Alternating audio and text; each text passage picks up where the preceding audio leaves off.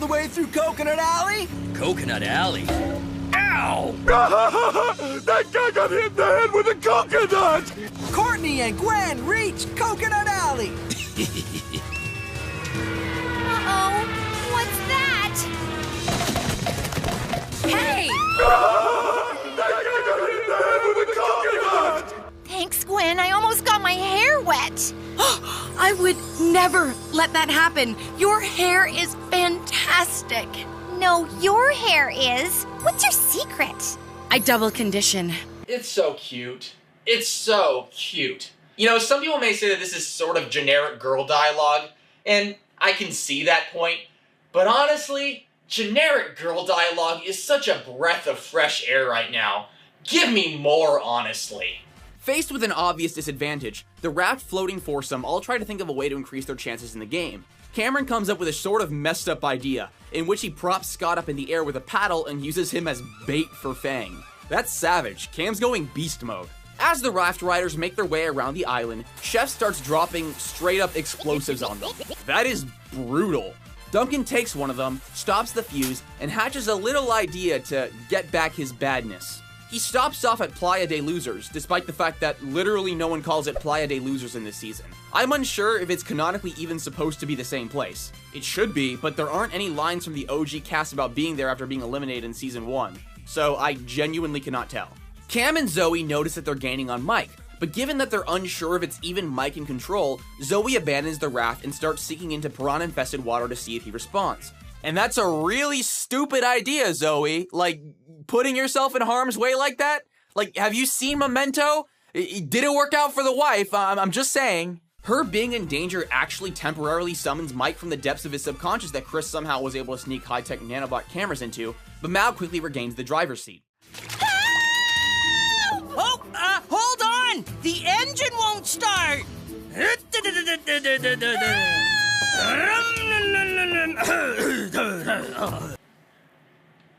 You know, you guys can make your villain character, like, not obviously a villain. Like, you guys can do that. Like, one believable, plausible lie. That's something you're allowed to do. Despite the fact that he probably would enjoy watching her get eaten by piranhas, Mal ends up changing his mind and goes to rescue Zoe. And, of course, Zoe completely believes Mike is there for her now because every single character in the season has to be a complete idiot so they don't sniff Mal out instantly. Like, Mal's imposter game is just crap. He's always sus. He's not even trying to do his tasks. It only gets worse when Cameron struggled to hold Scott up and he screams for Zoe's help, but Zoe hears and tries to tell Mal to turn around and he straight up pretends not to hear her. It's such an eye roller. Eventually Cameron loses grip of Scott and he gets wedged into the air. After landing back on the raft, he pushes Cam into the water to get his revenge, but it literally doesn't work because Fang only wants to eat Scott. Alejandro nearly makes it to the finish line, but right before he does, a blue shell hits him from behind and destroys his engine, leaving him stranded in place. With Courtney and Gwen gaining on him really fast, he starts to panic trying to get the boat going again, but instead just runs to the finish line and wins by a nose. After the race comes to a close, Chris notices the lack of a certain derailed juvenile delinquent character and hears an explosion in the distance. Turns out, Duncan blew up the entirety of Playa de Losers after jumping off the raft. I'm destroying the kitchen to show you my personality. My cottage is on fire. I can't help it, I just have so much personality.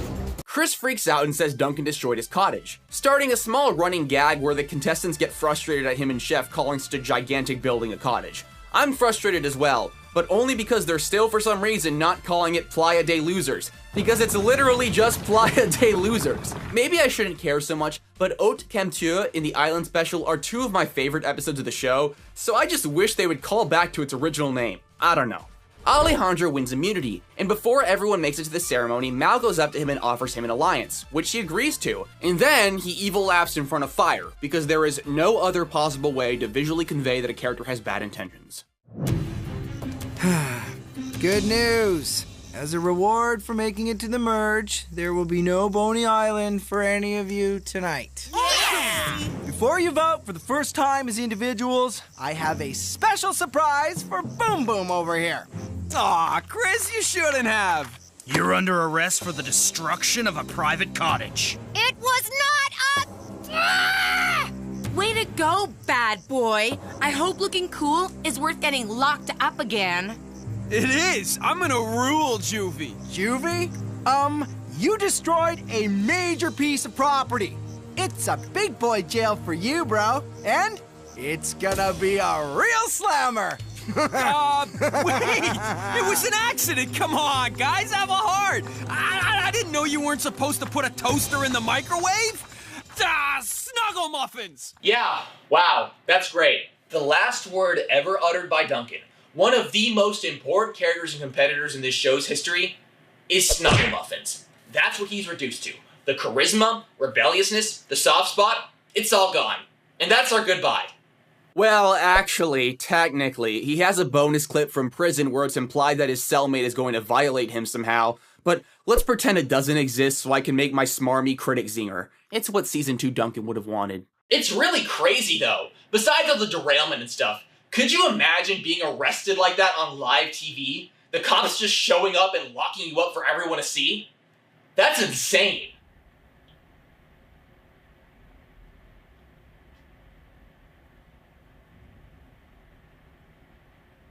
After Duncan gets arrested, Chris takes out the votes and reveals to the cast that Cameron was unanimously voted out, which is realistically impossible given that Cameron wouldn't have voted for himself and Zoe claims to have not voted for him either. He's fortunately spared the elimination because Duncan got disqualified, and we cut to a confessional revealing that Mal had tampered with the votes. What was the point of that?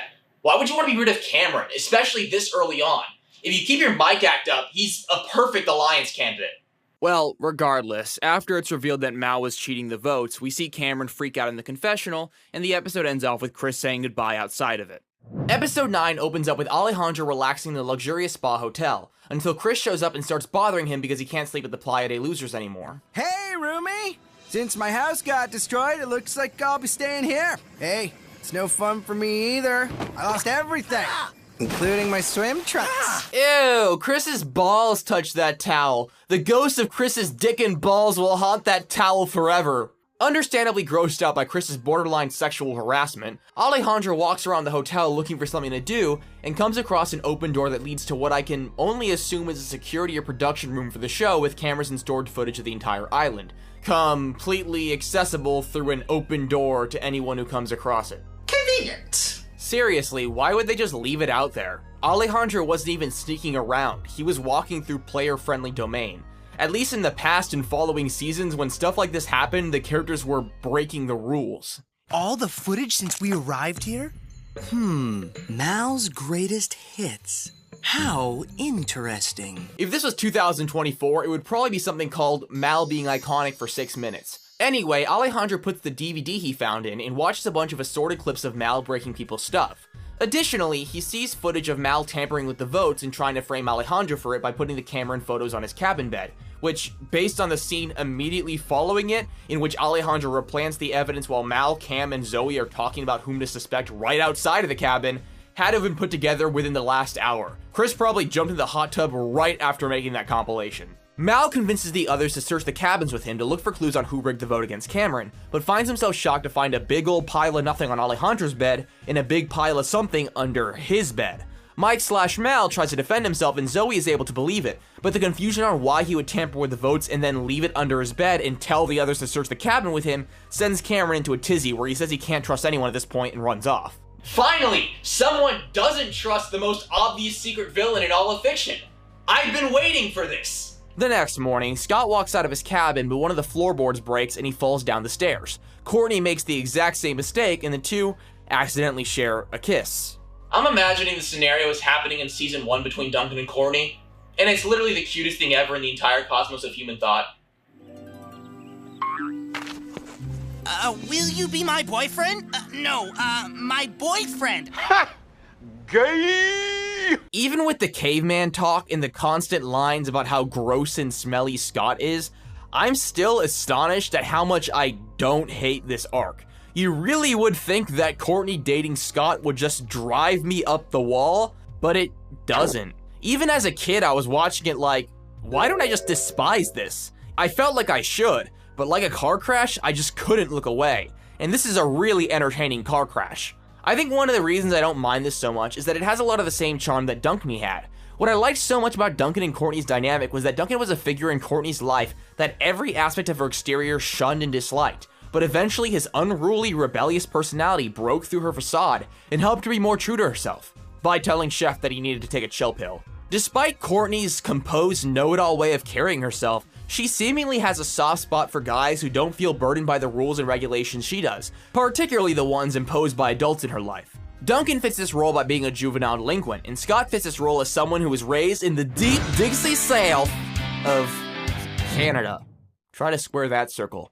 I guess his unkempt nature and lack of personal hygiene has a worldly charm to her. In season 2 and 3, her character shifted a bit to just being excessively controlling. I guess because she wanted to sort of whip Duncan into shape, so to speak. I personally prefer her more in season 1, but I've gone on record saying that the overemphasis on her type A psychosis was not really a step in the right direction, but was still hilarious in its own way, even if it led to, a less than satisfactory end to her relationship with Duncan. Now that I think about it, this is probably why I'm so okay with this. So far in season 5, and so far as an important part of this point I'm making, Courtney is more similar to her island self than ever. So much of her arc with Scott is realizing her feelings for him not despite his unkempt self, but frankly because of it, and that mimics a lot of what I enjoyed so much about her time with Duncan. It still goes too fast, but everything in these 13-episode seasons goes too fast. I won't do it! No, Cameron's my friend! What's going on? Hey! Scott and Courtney were just saying bad stuff about you. What? Alejandro and Gwen, too. Gwen? I thought we were friends. But then, she was on the villains team. Thanks, pal. Sorry I said I couldn't trust you. Obviously I can. I think one of the most frustrating things about this season so far is how dumb they have to make all the characters so they can fall for Mal's fake persona. He's so clearly stilted and has been absurdly suspicious throughout this whole season, and they still just take everything he says hook, line, and sinker. The whole cast makes their way to the production room, for some reason, and Chris pops in on the TV celebrating the show's 100th episode. Woohoo! Well, actually, this is the 102nd episode if you count the Total Drama Island and Action specials, and if you also count the separate Total Drama Island recap episodes that aired in Canada and the United States individually, it's the 104th episode. Chris gets all excited and announces a very special challenge until Ezekiel sneaks up on him and kidnaps him. Chef freaks out, accidentally short-circuits all the equipment, and tells the campers to find Chris in their new challenge. The campers are reluctant at first until they convince Chef to also let whoever wins the challenge stay in the spa hotel permanently and also choose who goes to Boney Island, and Chef gives in. Art of the deal, folks. Art of the deal. They go to the mine because that's where Zeke was living last season, and everyone splits up trying to find their own way in since the main entrance is still sealed up. Gwen gets let down by everyone since Courtney and Scott are celebrating their 1-hour anniversary, and Cameron believes the guy who's been beating the crap out of him these past few episodes that Gwen was talking shit. I don't really know why Cameron is so willing to completely trust Mike out of everyone in the cast, but, you know, what do I know? I guess Mike and Cam are really good friends, but I really wish Cameron would have fixated on Zoe here, for his own sake. Zoe didn't break his glasses, I can say that much. Look, this must be where Zeke gets in and out. Ladies first. Or is that wrong because this is dangerous? Or is that wrong because this is the 21st century? Or is it the 22nd? Cool. I have no idea how to be a boyfriend. The only advice my dad ever gave me about dating was, if you're ever in Holland, go Dutch. Oh. I get it now. Wait, I don't get it. Am I stupid? Like, yeah, Dutch, Netherlands, Holland, going Dutch, but is that it? Like, I don't see much of a play on words there. Maybe I'm just stupid. I'm kind of concerned that there are still so many entrances to the mine despite the fact that Chris tried so hard to seal it off last season. Maybe his lack of thoroughness is what actually got him arrested. Anyway, Gwen accidentally falls into one of the holes and Zoe runs in to save her, and Mal convinces Cameron to let them go off on their own because everyone in this season is an idiot. We need to figure out who to pull over to our side. Alejandro's not trustworthy, and Gwen and Courtney are too tight. That leaves Scott. He's not gonna want to team up with me after I made him shark bait. He might, if we can drive a wedge between him and Courtney. And I know exactly how to do it. Just kiss her in front of him. What? I'm being super whiny about this episode, but to its credit, I do enjoy the bits where Chris tries to reason with Ezekiel in his own very special way. It's, a good time. Where's all this anger coming from? Was it season 3 when I kicked you off the plane, made everyone hunt you down, and threw you in a volcano? Huh? Was it last year when I sealed you inside a mine filled with toxic waste? Oh, was it this season when I flew you back in just to boot you out again? Nah, you wouldn't let a thing like worldwide televised humiliation come between us, would ya? You gotta find joy in the little things in this life. Gwen and Zoe make their way through the cave, and I gotta admit, I like their chemistry in this episode. I feel like they haven't done anything too memorable together so far in this season, but Zoe's naturally caring personality comes through in a likable way when she calms Gwen down and helps her deal with her fear of closed spaces. Unfortunately, Zoe ends up being nabbed by Zeke, which doesn't do Gwen's claustrophobia any favors.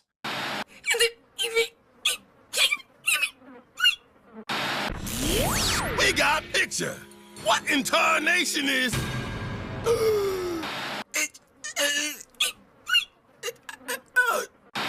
I like your eyes. Both of them.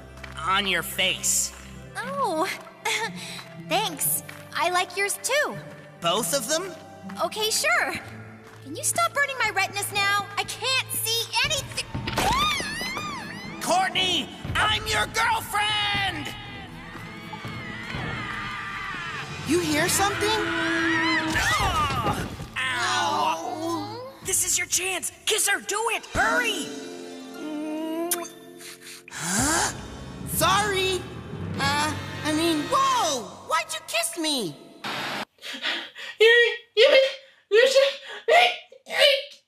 What are we doing? What is this? Why is this a plot line? I can take Courtney kissing Scott, but I don't think there's been a single memorable interaction between these two characters until now. It's like they picked the two most random characters possible to kiss. It feels so weird to even say it out loud. Mal forces Cam to kiss Courtney to trick Scott. This is some total drama Mad Libs writing. Hell, let's throw the ice dancers and the fart fairy in there. And Darwin. Like, who cares anymore? I know he's got some beef with Courtney. I don't even know how to describe the dialogue here. It's just so confused and aimless. I think the writers are just as baffled by these circumstances as everyone else. The characters could have literally just started grunting and screaming like cavemen, and it would have had the same amount of substance. It's a good contender for the most embarrassing 30 seconds in this show's history. Holy hell. I'm sorry for being so moody about this. I'm not trying to get clipped to death like that Squidward's house security system guy, but I'm just stunned right now. You know, at the very least, the scenes of Courtney and Scott arguing in the cage post-kiss are actually pretty funny once you get over the absurdity of the whole situation. I'm telling you, he kissed me! That's not what I saw. Well, if you don't believe me, I don't want your dumb shoelace ring! Good, because having one loose sneaker was making me crazy! Were they even trying to make this episode a celebration of the show's history? Or was it just something they thought to mention? Because besides all the really weird drama they're trying to stir, there's not much about this episode at all that sticks out as particularly extraordinary. It's pretty standard fare. After running from Zeke, Cameron falls into a sinkhole, barely hanging on to a singular root, and Mal just leaves him to fall to his death. I would say that's actually villainous, but this happens surprisingly often in the show. Alejandro comes across Cameron and offers him help by lending his hand. Despite the fact that literally one confessional ago we saw that the distance between Cameron and the top of the hole is far longer than any possible human arm. Grab hold, little one. No! I only trust Zoe and Mike. I don't want help from anyone else. What if I told you your trust was gravely misplaced? I wouldn't believe you. Then I wish you a soft landing. Remember how this character was able to document Mike's behavior enough last season to completely figure out not just his DID, but also his triggers and the personalities of all his alters? Yeah, that sure was crazy. What's even more crazy now is that his friend is acting weirder and more suspicious than ever, and he doesn't even seem to bat an eye. I guess Alejandro is still not the person I'd ideally trust, but, you know, still. Cameron eventually falls down and luckily is helped out by Gwen, and oh wow, that is a weird expression. The two of them decide to try and save Chris together because Cam has regained his trust in her. Also, Mal tries to kill Cameron with a scientific procedure referred to as Big Rock, but gets caught by Zeke before doing the job. Mike, are you okay? I guess it's all up to Gwen and Cameron now. Just Gwen, I suspect. The last time I saw Cameron will likely be the last time I saw Cameron. What did you do to him? Nothing. I tried to help, but he would not accept. So you just left him hanging there? Not cool. Rap snitches, telling all their business, sit in the court and be their own star witness. It was the old MF Doom line. Snitches telling all their business, sitting in court and being their own star witness.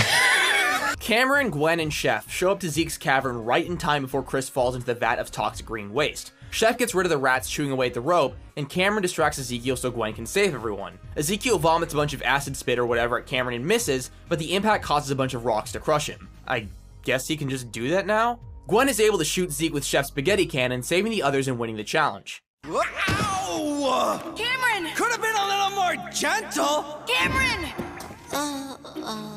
Come on, we gotta get out of here before Zeke...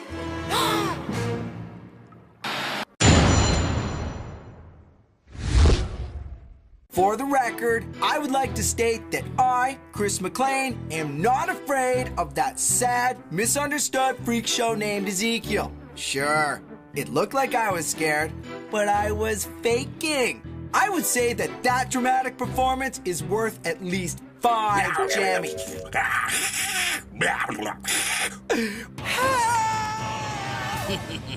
At the elimination ceremony, Gwen sends Alejandro to exile and wins permanent access to the spa hotel. However, no vote is done in this episode because... Cameron is apparently too injured to continue. He's totally wrapped up like Cody was after being mauled by a bear. I guess this is one of the few instances where the insane levels of physical torment these characters go through actually has lasting effects. Also, as you can see, he's, back in the bubble. Hey, remember how last season's finale ended off with Cameron realizing that he had a lot more strength as a person than he realized, and that the bubble was an unnecessary shield that only made his life worse under the guise of safety? This season is really keen on regressing its characters, it seems. I'll miss you, Cam. You get better, okay? Thanks, Gwen. Hi, Mike. Oh, Mike's gone. I'm Mal, and I let you fall. So long, sucker. Somebody get me through this nightmare. I can't control myself. Cameron may not have had a happy ending, but at least Ezekiel did, as in the bonus clip we see him surface in the fun zone from episode 6 and find companionship and all the other innocent creatures who have been permanently changed due to Chris McLean's evil actions. It's a surprisingly happy ending for such a punished character, since I think this is the last we ever see of Ezekiel, and saying that out loud makes me really sad for some reason. It's funny. This episode is actually an interesting case throughout the season to me, because I think in terms of plot, it's not very good. Given that Cameron is the biggest focus here and I think he is frustratingly dense, I've had a lot to complain about. But for what it's worth, I think it was actually, like, decently funny. There were a lot of jokes that actually hit better than they usually do this season, so... Hey man, I'll stop and smell the roses when I see them. Episode 10 starts off with Courtney venting about her troubles with Scott after kissing Cameron to Zoe, and Zoe recommends she let go of her frustrations, just talk about it with Scott straight up. She also compliments Courtney for kissing 2 guys in one day, saying she's, quote, on fire. She's right! Yay me! Yeah, wow, kissing Scott and Cameron. Yeah, those are definitely people who are impressive scores. Definitely. Courtney thanks Zoe for just being a chill person who is chill and spreads positive vibes and stuff, and asks Zoe to keep the whole Cam kiss thing a secret from Gwen, which Zoe obliges. Within Mike's head, Mike and Chester continue their quest to the center and come across Svetlana, who's being forced to carve out sculptures of fish out of butter. Odd punishment, but alright. They try to convince her to fight back against Mal, but she shows reservations. We get back to this later in the episode. Outside of Mike's head, Mal sets his sights on Alejandro after failing to frame him last episode. He tells Zoe that he saw Al let Cameron fall in the mine, and, of course, she totally believes him. Though, in this specific case, I'll concede that her believing Mike over someone like Alejandro is pretty believable. Still though, as part of the bigger picture, Mal is getting too much leeway, guys. Chris comes over on the loudspeaker and tells everyone to make it to the beach for the next challenge, and whoever comes last has to do 50 push-ups. Courtney sprints out of the cabin to make it there, but trips over a depressed Scott eating dirt, because apparently Scott eats dirt when he's depressed. Oh, that is it! Listen up, farm boy! Cameron kissed me! And now he's gone, so we're back together. End of story. Now let's go! They're really good at making Courtney entertaining to me. She's literally dating Scott. And I'm like, down with that. I keep saying this, but seriously, it's like actually commendable. I'm excited to see what happens with Courtney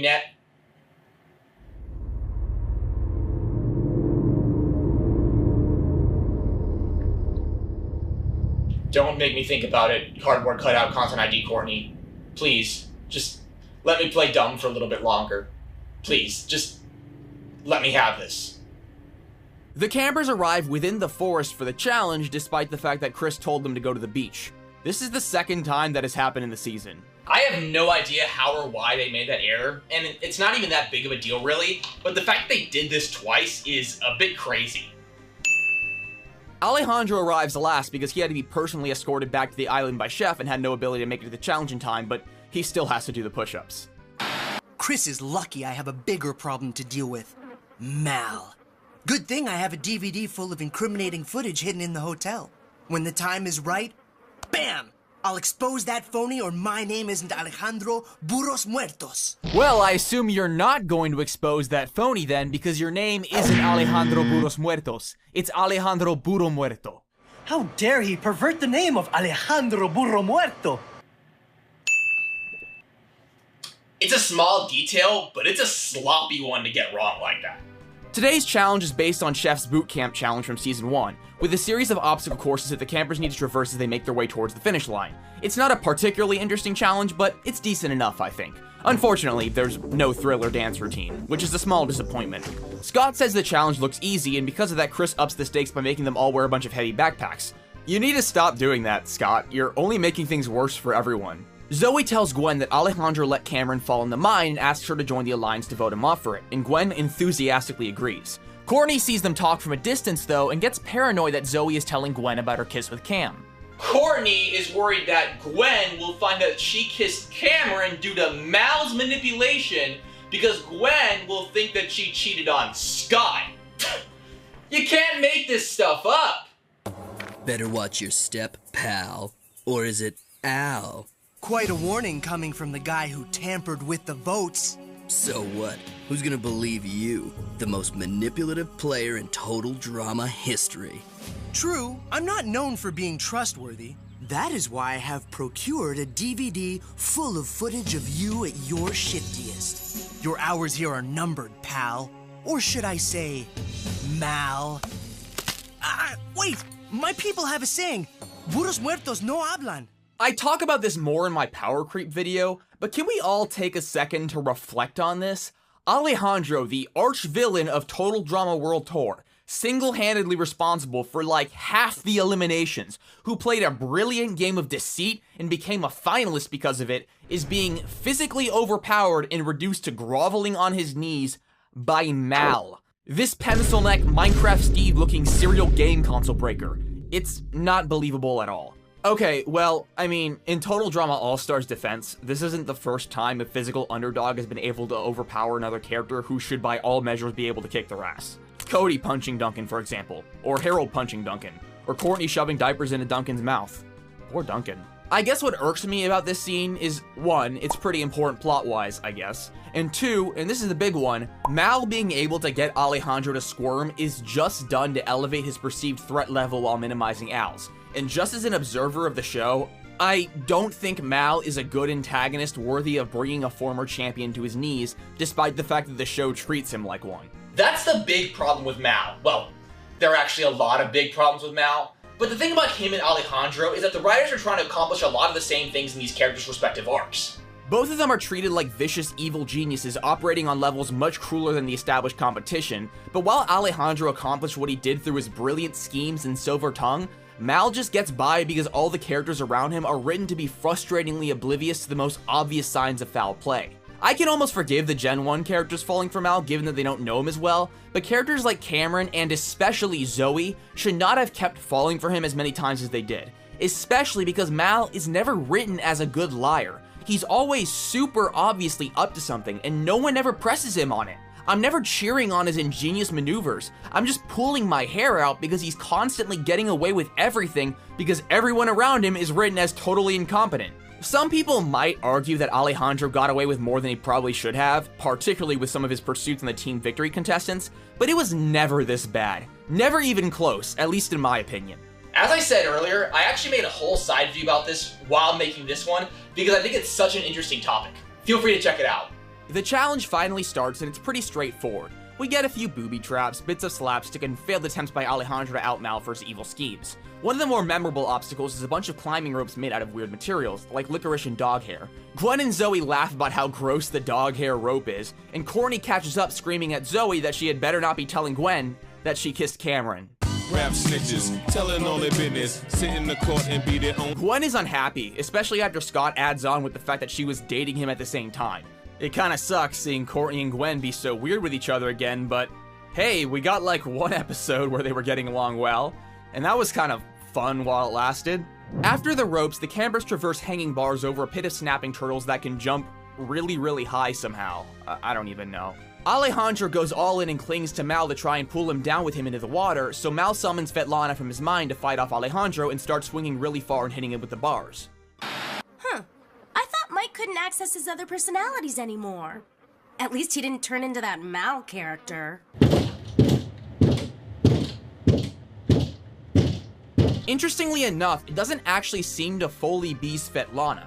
It's more like Mal is summoning her abilities to form some evil Svetlana thing, because while she's juggling Alejandro in real life, she's also fighting against her being summoned within Mike's mind. Mike breaks off the connection by severing the chain Svetlana was hooked to, and he turns back into Mal suddenly in the real world and falls into the water. After climbing out, he tells Zoe to go ahead so he could stay back and convince Scott to vote against Alejandro. The next leg of the challenge is traversing a field that Chef is patrolling with one of the leech guns from episode 3, so expect a lot of leech-related slapstick. Most of this part of the episode is dedicated to the characters all trying to talk strategy and get all nasty and backstabby and stuff. Mal keeps trying to tell Scott that Alejandro tried to get Cameron to kiss Courtney to make him jealous. total drama Mad Libs. But because he's not the brightest farm boy of the bunch, he consistently misunderstands. So you admit you kissed Cam while you were with Scott? No, Cameron kissed me. Why would he do that? Maybe because he thinks I'm pretty? Sure, yeah, of course. It's just, it kind of came out of nowhere. Yeah, you're telling me, Gwen. Courtney, I need to talk to you. Did you kiss Alejandro? Okay, I'm out of here. Yes, but it was years ago. You and I weren't going out, so it's okay. Hey, Bickerson! Less whining, more ouching. Ouch! Better? Frankly, Chris, I actually enjoy the personal drama and character interactions of the show a lot more than the slapstick, and I don't seem to be the only one. Just saying. Also, and this isn't really shot-worthy because it technically is possible, but Alejandro never kissed Courtney, at least on camera. You'd think they'd want to show that off if it actually happened. Double also, this was the line I brought up earlier regarding Courtney describing World Tours happening quote-unquote years ago, despite Alejandro saying the time between this season and World Tour was only a year. But I'll give it a pass. It's easier to give it a pass than try and figure out this show's timeline. Because, as mentioned earlier, I don't even think the people who make this show understand this show's timeline. Hey, man. Oh, you want some help with those leeches? You would help me? Nah.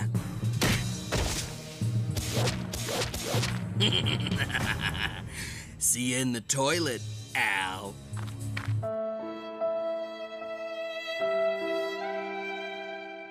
Mal and Zoe are the first ones to arrive at the final obstacle, a chasm they have to zipline over using the gear that was in the backpack they had to wear throughout the challenge. Didn't think you'd see me again, did you? See you in the toilet, Mal! Did he just say Mal? Oh no, he said pal, handsome jerk. This is just hard to watch, man. Let's go together. Our increased weight will make us faster. Oh, you sound like Cam. And of course, she's still totally on board. Whatever you say, Total Drama All-Stars. Mal and Zoe begin to gain on Alejandro, and Mal jumps off Zoe's line to Alejandro's to ask him where he hid the incriminating DVD. Doing so also breaks the carabiner they were hanging off of, and the two of them fall all the way into the water below, ensuring Zoe's win. Mal does not belong in juvie. He belongs in jail. Alejandro didn't say pal.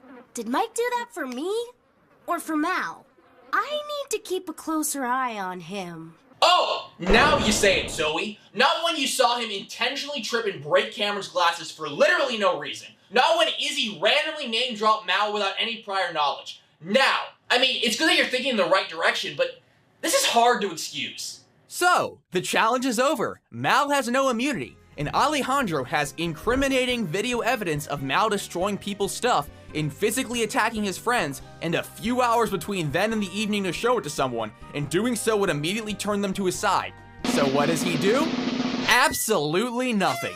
Nothing at all. Because this is Total Drama All-Stars, baby, and every character is a mouth-breathing idiot covered in their own drool. I'm convinced at least 2 of these characters haven't even developed object permanence. Everyone votes for Alejandro except for Alejandro, who draws a bunch of devil features on Mike's face. It's such a cut and dry vote that they don't even bother with the marshmallows, it seems. Gwen gets exiled to Boney Island, and Zoe invites Mike into the spa hotel with her. So, that's that for Alejandro Burro Muerto, not Alejandro Burros Muertos. That's not his name. He gets flushed away, but as a last attempt to expose Mal for how evil he is, he yells, "The truth is in the art," as a vague hint to Zoe about something she should know by now.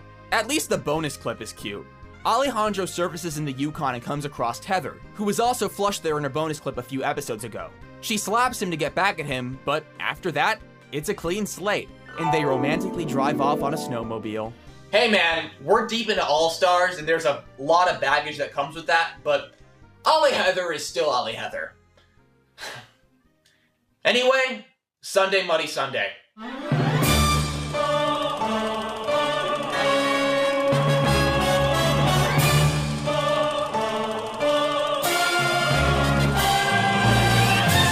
Sunday Muddy Sunday! Episode 11 kicks off by embracing one of Total Drama All-Stars' best habits, with Mal tearing apart one of the spa hotel bedrooms looking for the DVD Alejandro hid. Mike? What happened? Hey, Zoe! I was just helping to water the plants, and I dropped one against the wall. So... He's not even trying at this point. I'm saying this again, but it's hard to really buy into the drama this season likes to play into regarding Mal as some evil master manipulator when he's such a bad liar.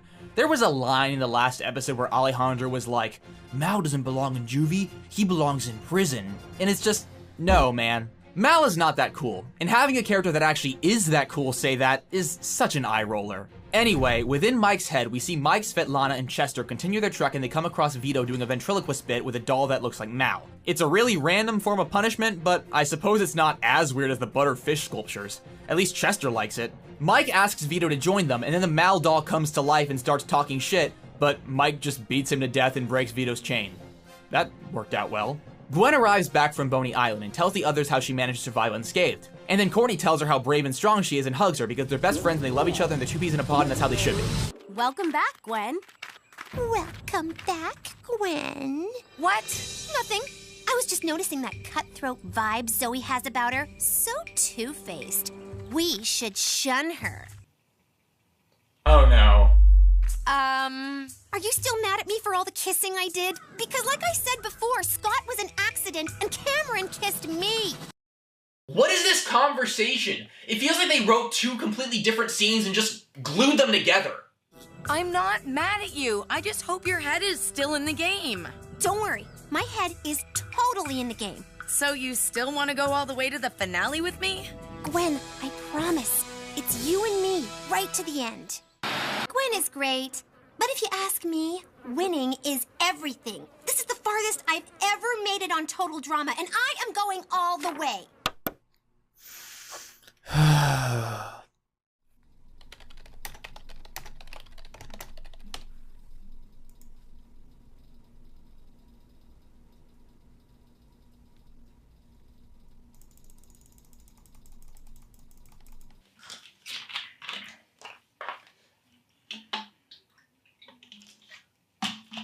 That's a shot right there.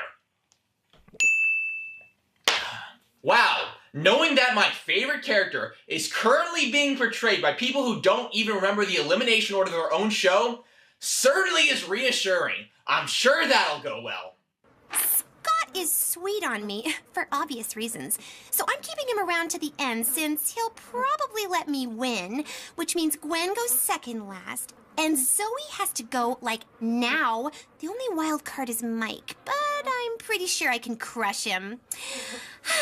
Making a chart always helps clarify things nicely. Do you remember how just 3 episodes ago, Courtney and Gwen had a really intimate conversation where they said that they were both really glad that they had mended their friendship? Also how they both at the exact same time said that they hoped the other would win the million if they didn't, and then went into the confessional, a private space where no one is listening to them, and they said they seriously mean it? Just something to think about. Apparently, that was all bullcrap. Well, that's to say if we're going to believe this random new plot device that's come out of nowhere and has had no build-up whatsoever, Gwen is just a little devil creature to Courtney now, even though by all measures it seems like they were best friends again. I guess someone playing devil's advocate might argue that since episode 8, there's been some friction between them as friends, and they'd sort of be right, but it's certainly not that much. Since then, the only occurrence of note was her kiss with Cameron, which, by the way, wasn't her fault and is a good contender for the worst plot point in all of fiction. She got really paranoid about Gwen getting mad at her for it because it could be seen as her cheating on Scott, and the lead singer of Boyfriend Kisser kissing someone other than her new boyfriend is pretty damn hypocritical. Reminder, this is all because Courtney was kissed against her will by Cameron. It feels weird saying that out loud. Those words should not be uttered in sequence.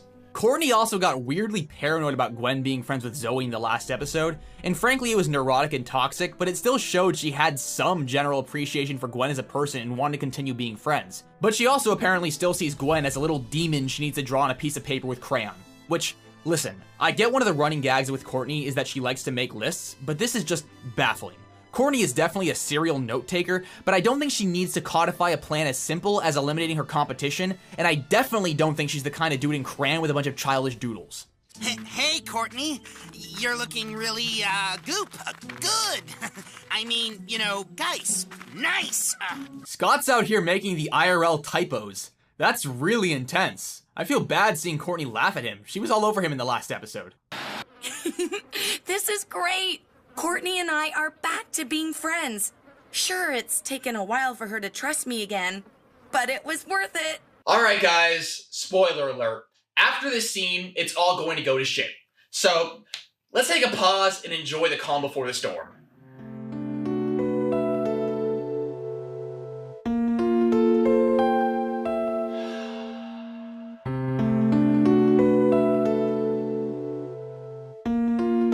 Alright, let's do it. Hope you two got lots of sleep, because I'm feeling as strong as an ox. Don't you mean strong as a rat? Huh? Oh, you haven't seen Courtney's chart. Huh? What chart? This one. Huh? Great plan, by the way. Not how I want it to go down, but still. Second last, right to the end, my butt. I can explain. You gave me a tail? Wow! Wait! Oh, please. Even you can't talk your way out of this one. Sensitive much? I love the part where Courtney pulls out the random list she has that was never previously mentioned or hinted at, and then Mal suddenly has it in his possession. Such clever writing this season has. That commenter isn't being hyperbolic, by the way. There is no explanation given at all for how Mal got his hands on Courtney's magic list. None whatsoever. He just has it now, and swipes it out like a Discord drama exposed Google Doc. She had it like 3 seconds earlier in the confessional, which pretty much at this point in the show is treated like a pocket dimension in which the character can freeze time and instantly teleport to whenever they have some random comment to make. So, when did Mal get it? We don't know. There's never any attempt made to tell us. Not even like a lame way in a confessional where it said he found it looking for the DVD Alejandro had of him. Not even that. I don't even know where to start with this, man, because there is so much going wrong right now, all at once, that I think just pointing each thing out doesn't do it justice. The fact that all of these, frankly, atrocious writing decisions were made in such a small period of time is astonishing. This is something that wouldn't pass in Creative Writing 101. You show this script to your professor and he's gonna go ham with that red pen. I usually try to avoid using terms like character assassination because I think it's an oft theatrical or dramatic way to describe decisions made in the very complicated world of fiction writing, but I can't think of many better examples than this of something that perfectly encapsulates the concept. Everything that they were building up regarding Courtney's character for the last 11 episodes is thrown aside in the most half-assed, hackneyed way. Courtney was only pretending to be my friend? Ugh, how did I not see that? She's going down. A tail. And it's pointed like a rat tail. I will never forgive her for this. Never! Not unless she really, really wants me to. Something about Scott not wanting to be personified as a rat doesn't sit right with me. I feel like that's something he'd be down for. I'll be honest with you. I don't like this whole list arc that implies that Courtney was faking her affinities with Gwen and Scott the whole time. But even if I did for some reason like that as an idea, it falls flat on its face because it directly contradicts every single thing that this season has told us up until now. If they had made confessionals with Courtney talking about using Gwen as a tool to get further in the game, I could at least credit this scene with fitting into a straightforward arc of betrayal. It would have been disappointing in a sad direction to take these two fan-favorite characters, but it would have at least been written in a robust way. Certainly better than her saying she cares about Gwen the whole time, and then, out of nowhere, bringing up some stupid list that she was keeping that had never been brought up before at all, and then literally in the next scene trying to make drama out of it. I'm going to repeat myself a lot for this episode review, because I don't think making these points once accurately captures how absurd this is.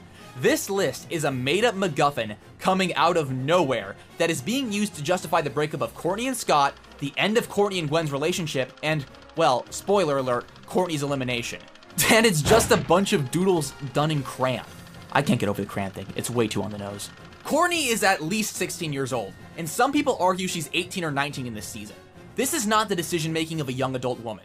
I could let this pass if this was part of a small bit, like Courtney knowing what she's having for breakfast for the next 4 years on her PDA. There have been jokes like this in the past where characters act super immature for comedic purposes, but this goes beyond that. It's not a one-off gag. They're trying to make teen drama out of it. It reminds me a lot of Millie's List, but at least the intentions behind that as a plot device were actually established throughout the season and served some theoretical purpose. Moreover, the list was something she stopped working on after she became friends with Priya and realized she was often judging the people around her to make up for a lack of self-confidence. So basically, that was a properly executed character arc, while this was about as poorly done as possible. Let's play this one scene real quick. I only came back on the show to make things right with you. Ow! I never really missed Duncan, but I really missed you. Hey! So, friends? Totes. Friends forever. Aww. This was so good! If you guys had stuck to this, you could have easily mended the Season 3 love triangle. I could even almost forgive Duncan's stupid good guy loser arc. At least he would have been derailed in a way that served their friendship. But no! Literally everything falls apart with this. Thanks, Mike, but I am not getting flushed down that giant toilet. I mean, it sort of suits the others. But I am not a giant toilet swimming kind of girl. It's also a shame that Courtney isn't even funny here. Even at her BITC-iest in Seasons 2 and 3, she made up for her lack of humanity in Season 1 likability by still being funny, to me at least. Here, however, she's lacking in her cutthroat competitive girl boss streak from Action World Tour. She's also lacking her goody two-shoes overachiever personality from Season 1. She's just as grating, childish, and selfish as possible. It's almost as if the prime directive of this episode was to make even Courtney's biggest fans hate Courtney by removing all the things people like about her and over-accentuating the things people don't. Everyone in this season is just so childish and dumb. Ugh. Anyway, let's continue on with this episode. There will be more to say, though. I can guarantee you that much. Behold, my sad, skinny interns. Oh. I totally forgot to feed them this week. I know, funny, right?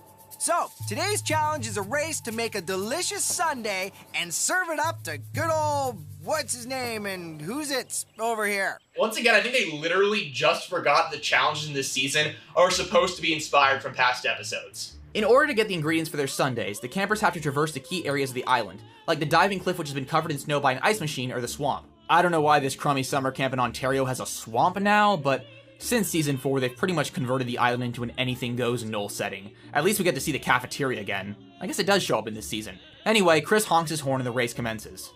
Gwen, that chart meant nothing. Ugh, seriously, it was not serious. Save your incredibly bad breath, Chartney. From now on, it's every woman for herself. Chartney, yes, Chartney. That's a clever turn of phrase. That's a real burn. Ugh, why can't Gwen just be impressed with my genius and go along with it? Huh, no wonder she has such a hard time keeping friends. Shut the fuck up, okay? Shut the fuck up! It doesn't seem really like there's any direction here on whether they want Courtney to like Scott and Gwen or not. Like I said earlier, it just seems like her stated opinion of them depends on whatever makes her look as stupid, childish, and pathetic as possible. If secretly hating them makes her look stupid and pathetic, they'll depict her as hating them. But after she gets found out, she grovels and begs because she's supposed to look as stupid, childish, and pathetic as possible. It's just not enjoyable. I am not enjoying myself. Scott takes the initial lead on the frozen cliff, but quickly loses it when he slips on the ice and nearly falls off. Gwen ends up being the first to scoop up her ice cream, and she heads off to the next area before the others. Mal also runs ahead of Zoe under some really shady pretenses, but of course, she just takes it, because Mal has an SCP creature-like ability that instantly makes you lose 20 IQ points whenever he's within your line of sight. Courtney and Zoe are in 3rd and 4th place, and maybe I'm going crazy, but one thing that's just ridiculous is how they go out of their way to make everyone's ice cream scoops look the same, except for Courtney's. They just made her scoop the ice cream like garbage for some reason. That's so unrealistic. She used to work at an ice cream store. If anyone's gonna have perfect ice cream scoops, it's going to be Courtney. I'm sorry, we as a fandom need to address this. I mean, sure, I can believe Zoe is good at scooping ice cream, but Scott, come on. You've derailed Courtney so much already, and now you're derailing her scoop game. That's just low. At the swamp, the placements within the race stay pretty similar, with the exception of Mal taking the lead from Gwen and Courtney getting ahead of Zoe after Zoe gets stuck in the swamp and has a bit of a tussle with a large alligator. Scott is still in last place though. You're still the goat of the season in my heart, Scott. The cafeteria has a bowl of crushed nuts the campers need to add to the sundae, but they're being guarded by a rebuilt version of the drama machine armed with a hammer. Mal manages to stick it on Gwen, but it gets its hammer caught in the wall, allowing the both of them to escape and continue to the next checkpoint. Oh!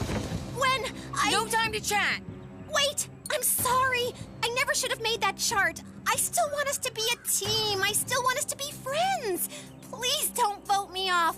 Vote for Zoe. I just don't understand this constant back and forth with the way they're depicting Courtney. She likes Gwen, she hates Gwen. She likes Scott, she hates Scott. She's hot, she's cold. She's yes, she's no.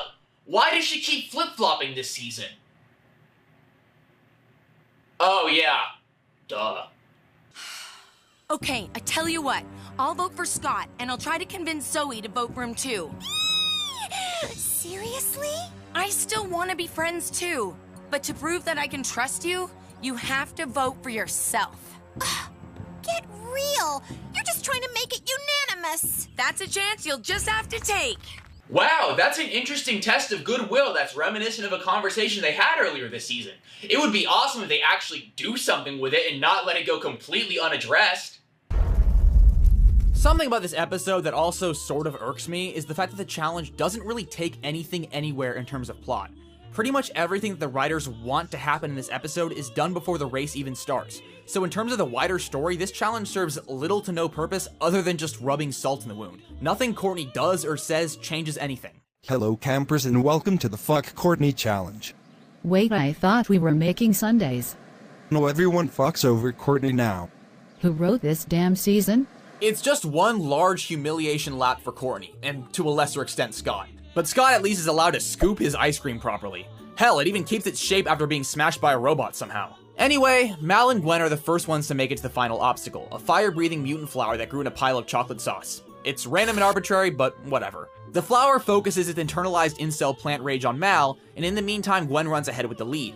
Mal and Zoe do manage to get their chocolate though, just with a slight delay. Additionally, to eliminate the competition, Mal throws a rock inside of the flower's mouth and it completely explodes, rendering the chocolate totally burnt and unusable by the stragglers. Scott just puts dirt on his sundae because he canonically eats dirt now, and Courtney tries to salvage a bit of the burnt chocolate but they make her ice cream melt. As if running several kilometers on an island over a hot summer day wouldn't melt ice cream. And then a bird just shows up and vomits on it. Whoa, it's only melted ice cream. Chill out.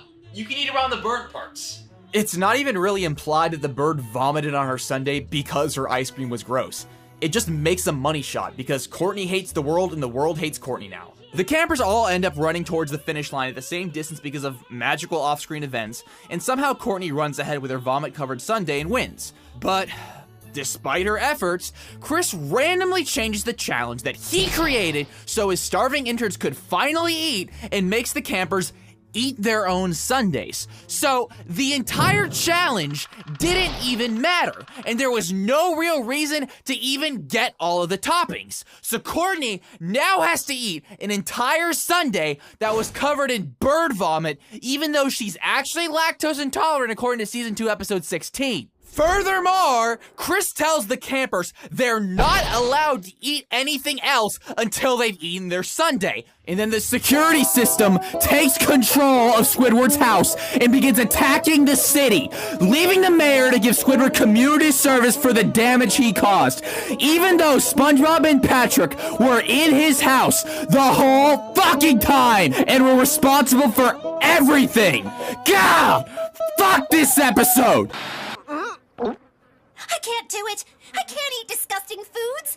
I'm just not gross like the others. Yeah, except for the time you were literally able to stomach an entire 4-course meal of deliberately disgusting foods without any complaint whatsoever.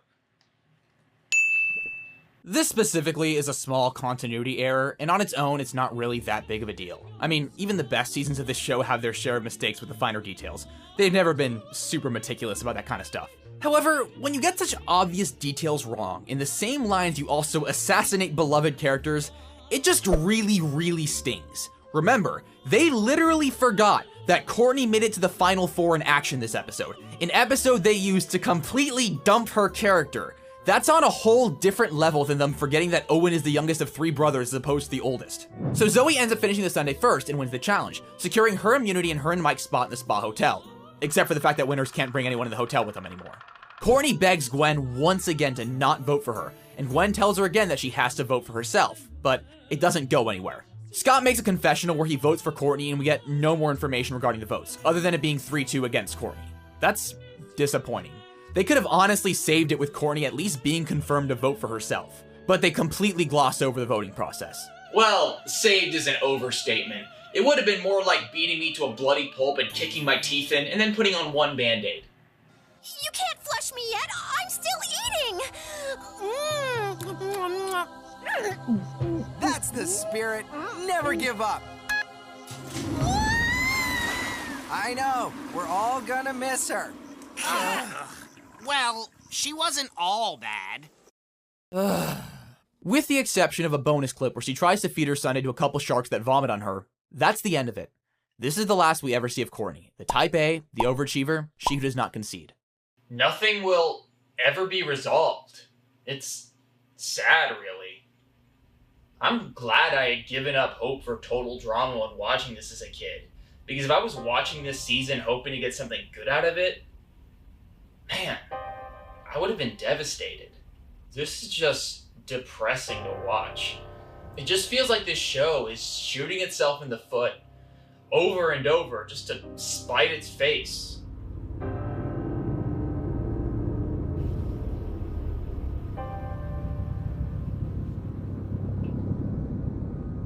Why did this have to happen?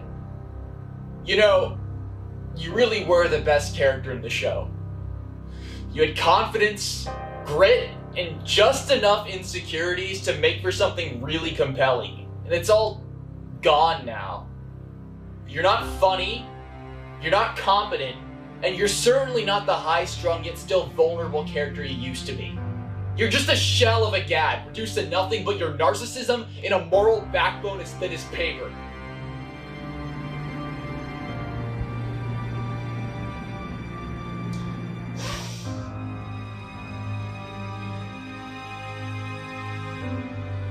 I tried to bat for you. And this is how you repay me.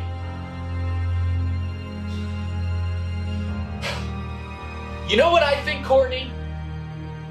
This is what I think!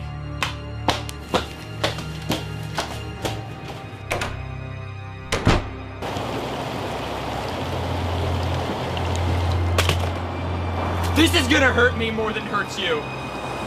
I'm putting you out of your misery.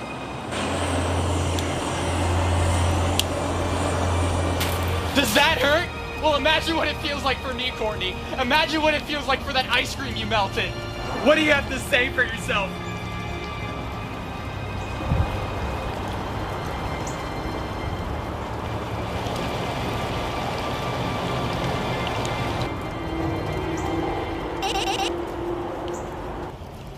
What?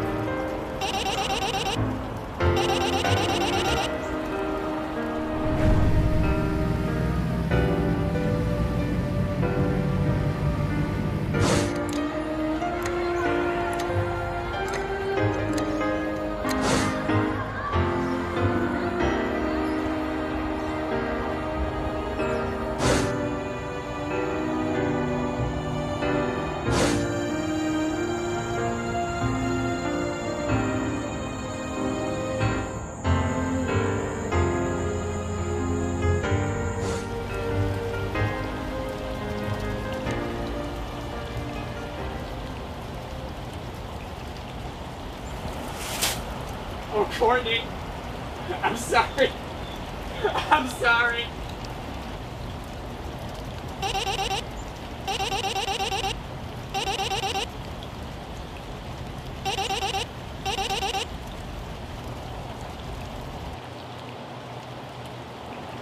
No. What have I done?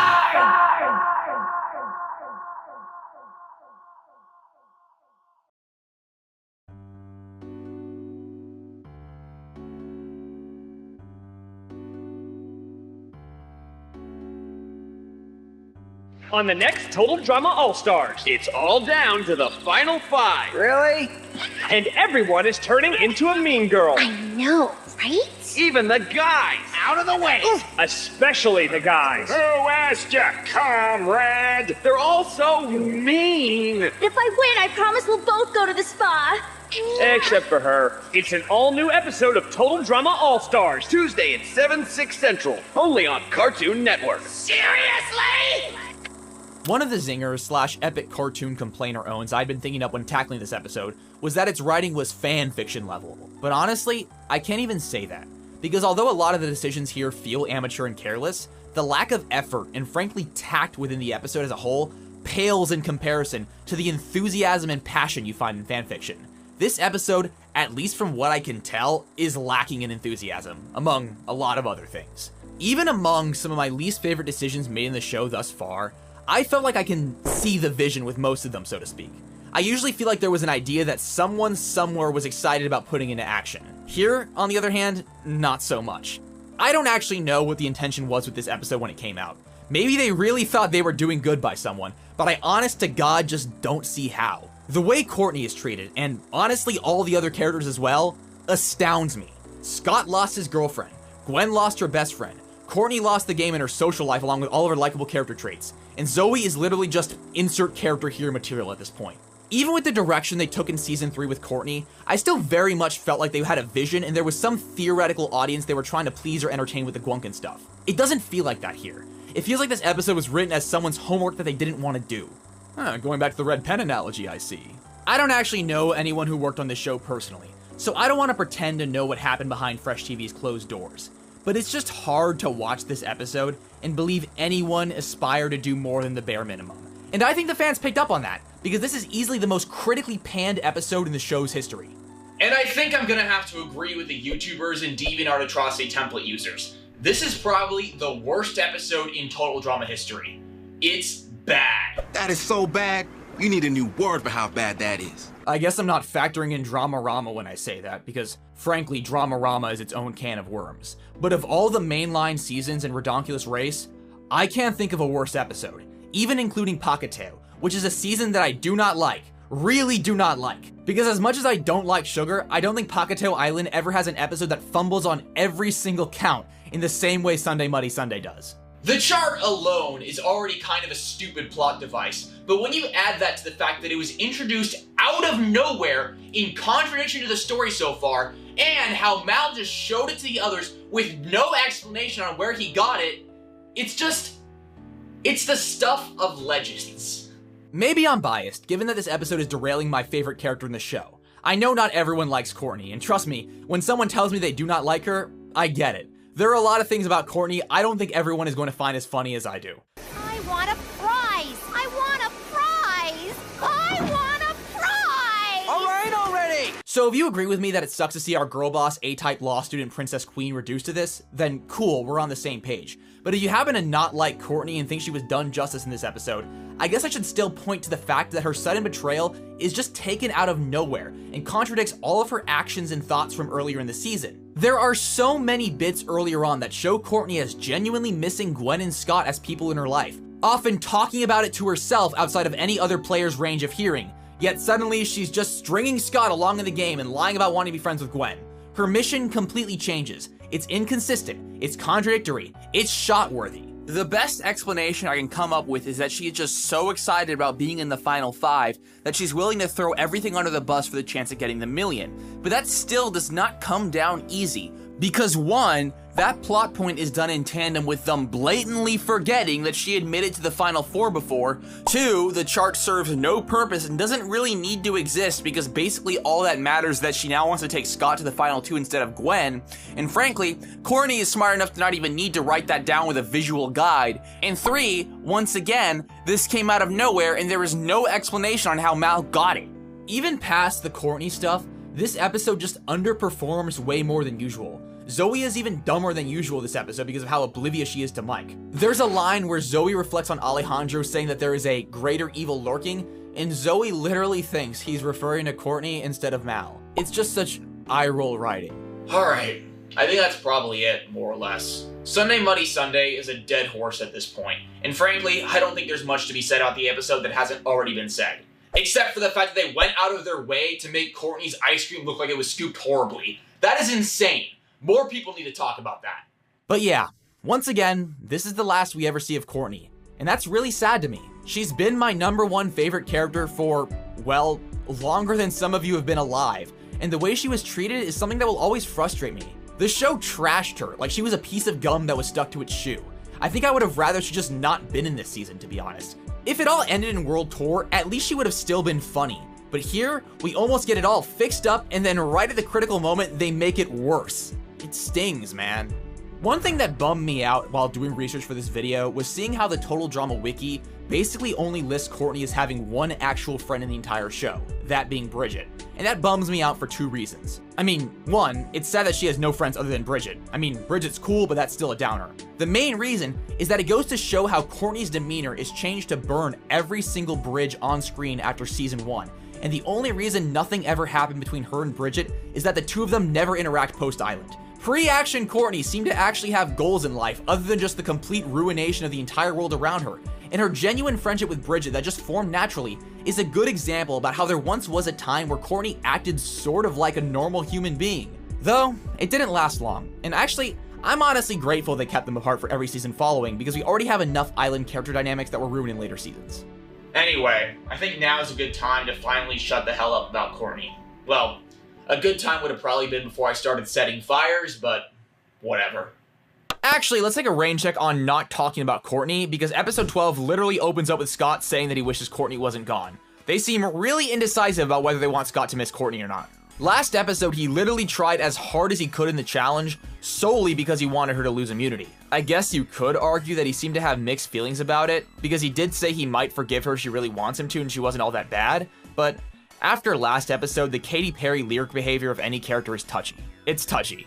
After a bit of Final Four talk from our Final Four, we shift focus to the Mike subplot. I gotta say, with the whole Crimson Brain interior setting, along with the fact that all of Mike's personalities look almost identical, these scenes look a bit silly. I mean, I'll suspend my disbelief, but it just looks like they're in the pre-1.16 Minecraft Nether, but everyone just looks like Steve because the skin servers went down. The gang comes across Manitoba, who's been tasked with destroying Mike's dreams, and Mike tries to convince him to help them defeat Mal. Manitoba brings up an important question though. Why should he even bother helping Mike, given that Mike is just trying to retake primary control of the body? The others agree with Manitoba, and Mike tells them that he deserves to be in control because he's the original personality. As proof, he takes out some random wallet to show the others, but all it shows is that Mal is the real OG. What a twist! Wow, that is actually interesting. There's a lot of implications there. Too bad it doesn't go anywhere. Strange. I am so bored! I miss my cottage! Did you know the soap here is made of soap? What am I, a peasant? And 600 thread count bed sheets? It's like sleeping on sandpaper! Okay, I'd love to chat more, but I'm about to have a bathroom emergency. The explosive kind. Way to overshare! Phew. I've kind of stopped making this point because I've said it a million times, but it's really a shame that Chris was so flanderized over time. Because he can actually be really funny when he has any character trait other than just enjoying the pain of the contestants. Whiny, bored man-child Chris is the best part of this episode, by far. Zoe shoos Chris off by making a conversation unrelated to poop related to poop, and she finally manages to find the evidence Alejandro hid within one of the Chris portraits. So, was that portrait already just missing his teeth, or whatever? She puts the DVD in the not-so-secret production room and finds out that Mike has been Mal this entire time. I can't believe how long Mike's been Mal. Ugh, I feel like such a fool for not realizing sooner. Tell me about it. Understatement of the century right there. Zoe's sudden distrust of Mike really hits its peak when they talk the following morning, and Mal, pretending to be Mike, tells her that he's the same guy who gave her the bracelet last season, and that confirms to her that he's faking, because he gave her a necklace, not a bracelet. Who knew that Mike's sobriety chip would still be this important of a plot device? Wow. They don't actually say what specifically this episode's challenge is themed after, but because of the whole pirate theme and the fact that each camper is given their own individual goal, it's very reminiscent of the pirate challenge in season 1. The one where Heather kisses Trent and makes everyone hate her but gets immunity by complete coincidence. Each of the campers is given a certain item hidden somewhere on the island they have to bring back to the dock. The last person to come back is immediately eliminated, and the winner gets to choose whom to take with them to the finale. Zoe has to somehow corral Sasquatch and Aqua, Gwen has to bring back an intact portrait from the destroyed Playa de Losers, Scott has to bring back a special diamond, and Mal has to bring back the original Gilded Chris. Scott is told that the diamond he needs to find is on an abandoned pirate ship that just so happens to be on the coast of the island for some reason. I don't really understand why there's an abandoned pirate ship on the coast of a freshwater lake in Canada. Do those just show up here? Like it's a Minecraft map? I'm gonna have to double up on the Minecraft jokes. He's literally trying to get a diamond too. The problem though, as you can see, is that the diamond is guarded by none other than Fang. Not good for poor Scott. Because of the fact that Chris has no idea where the original gilded statue is hidden, Mal opts to not even try to find it and instead sabotage the others. He tries to initially sabotage Gwen by trying to knock her out using a steel pipe. I'm pretty sure that's straight up attempted murder. Luckily, she notices him before he gets the chance to hit her, and he plays it off in his typical bad liar way. He breaks a wooden beam and covers her in 2 tons of debris immediately after though. Whoopsies. Gwen! Oh my gosh, are you okay? Don't worry, I'll go get help. He's not even trying at this point. He's just phoned it in. He then shifts his focus to Scott and promises to help him win in exchange for a place in the finale. But instead of actually helping, he catches Scott in one of his own classic traps and lets Fang beat the ever-loving crap out of him. The only person who actually manages to meet their goal in a straightforward way is Zoe, who manages to bait Sasquatch and Aqua by stealing his breakfast and leading him back to Chris.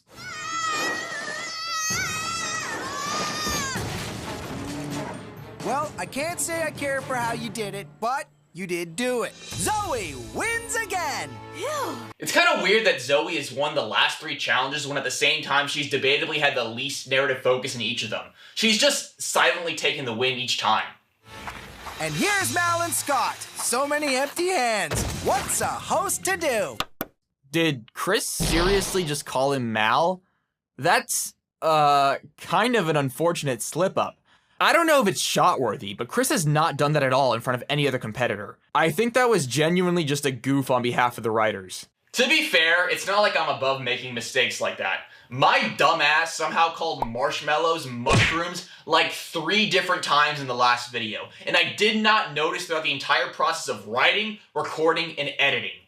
That's bad. Sorry, Pappy, I would have caught the shiny rock, but the sea pig ate it. Uh-huh. What's your excuse? Okay, I didn't find the loot I was assigned, but I did bring back another kind of treasure. An injured competitor. Your favorite. It's true. Injured players are some of my favorite things. Well played. Gwen manages to crawl out of all the junk and luckily comes across an intact oil painting of Chris, but her stroke of good luck quickly goes sour when she accidentally smudges it. She opts to try to restore it with some berries and mud from the forest, but struggles to find a source of a dark brown color to do his hair with, even though Chris's hair is black both in the painting and the show. This little comedy of errors reaches its climax when she comes across a bear taking a dump, and notices that its poop is the perfect color, so she uses it. She arrives last and tries to show Chris her restoration work, and she ended up doing kind of an awful job. I know you really like art, Gwen, but you kinda suck at it. It's a cute reference to the whole Eche Homo restoration debacle from 2012. Chris smells it though and vomits all over it and chooses to eliminate Gwen for defacing him. Well, at least she wasn't that derailed this season. She was just a more boring version of herself. The disappointing arcs that involved her were sort of happening around her, if that makes sense. I'll take that over personality Duncan and Shark Courtney any day. Cam-obsessed Sierra too. Also, this is 2 episodes in a row where characters try to bring back items of importance to Chris covered in animal excreta. If I had a nickel for every time that happened, I'd have 2 nickels. Which isn't a lot, but it's weird that it happened twice, right? Mal smiles at his making it to the final 3, and we zoom back into his mind to see Mike finding out that he's not the original personality. It continues directly off the conversation that happened the previous night, as if there hadn't been like 18 hours of time between him opening the wallet and now. I can't believe the abstract depiction of alters within a system's subconscious doesn't make temporal sense. The nerve! Svetlana actually says that it doesn't matter who the first personality is, since Mike is the best personality out of all of them. Surprisingly, they all agree with that. I'd assume there'd be at least a small discussion to be had there. Also, the whole concept of Mal being the original is immediately thrown away, and it's implied that the primary personality license or whatever Mike whipped out was just a fake that Mal made. Because you can't go anywhere in Mike's brain without your personality license. Anyway, Gwen takes the flush of shame, and Zoe gets to choose her opponent in the finale. Scott acts like he has a chance for some reason. I don't get why. From his perspective, he's oblivious to the Mal thing, and Mike is dating Zoe, so why would he get picked? Even though Zoe knows about Mal now, she still chooses to take him to the finale as a last-ditch effort to try and help Mike regain control of his body. So, we get another couple finale. Not only is it a couple finale, but it's also a finale between 2 of the new-gen characters. I really did not like that as a kid, but I was also super biased against the Revenge of the Island cast back then. Still though, my dream All-Stars finale would have probably been Courtney and Joe, or Anthony Fantano and Courtney or something. Frankly, my ideal season 5 looks really different from what we actually got. We definitely wouldn't have had Zoe make it to the final 3 twice in a row within the Switchy timeline. It doesn't even feel like the season is almost over. This episode wasn't particularly standout in a good or a bad way in the same way the last one was, and ironically because of that, it's sort of jarring. The semi-final challenges throughout this show have historically been so dramatic, and this one leaves me kind of dumbfounded because of that. This feels like a relatively low-key mid-season episode, if we're being honest. I guess it's not such a bad thing.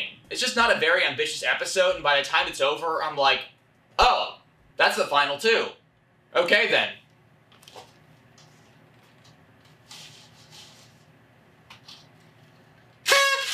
Finale time. I guess this is just something that happens when you're on your 5th season of a show, but a lot of the weight of the game and its potential rewards has dissipated by now. The show hardly treats the fact that Mal or Zoe is about to win $1 million as, like, a big deal at this point. I guess I can't fault them too much, because if they kept hyping it up over and over again, it would run really stale. Like, we get it. Someone's gonna win $1 million. Maybe they can buy a house or something. Inside of Mike's mind, the 5 Season 4 personalities finally arrive at Mal's tower. Mike attempts to open the door, and it immediately falls over and crushes them all to death. Actually, they all band together and are able to lift the door up, once they get Chester to stop slacking and help out. They all really need each other. That's cute. Kinda. Sorta. I'm trying to be optimistic where I can.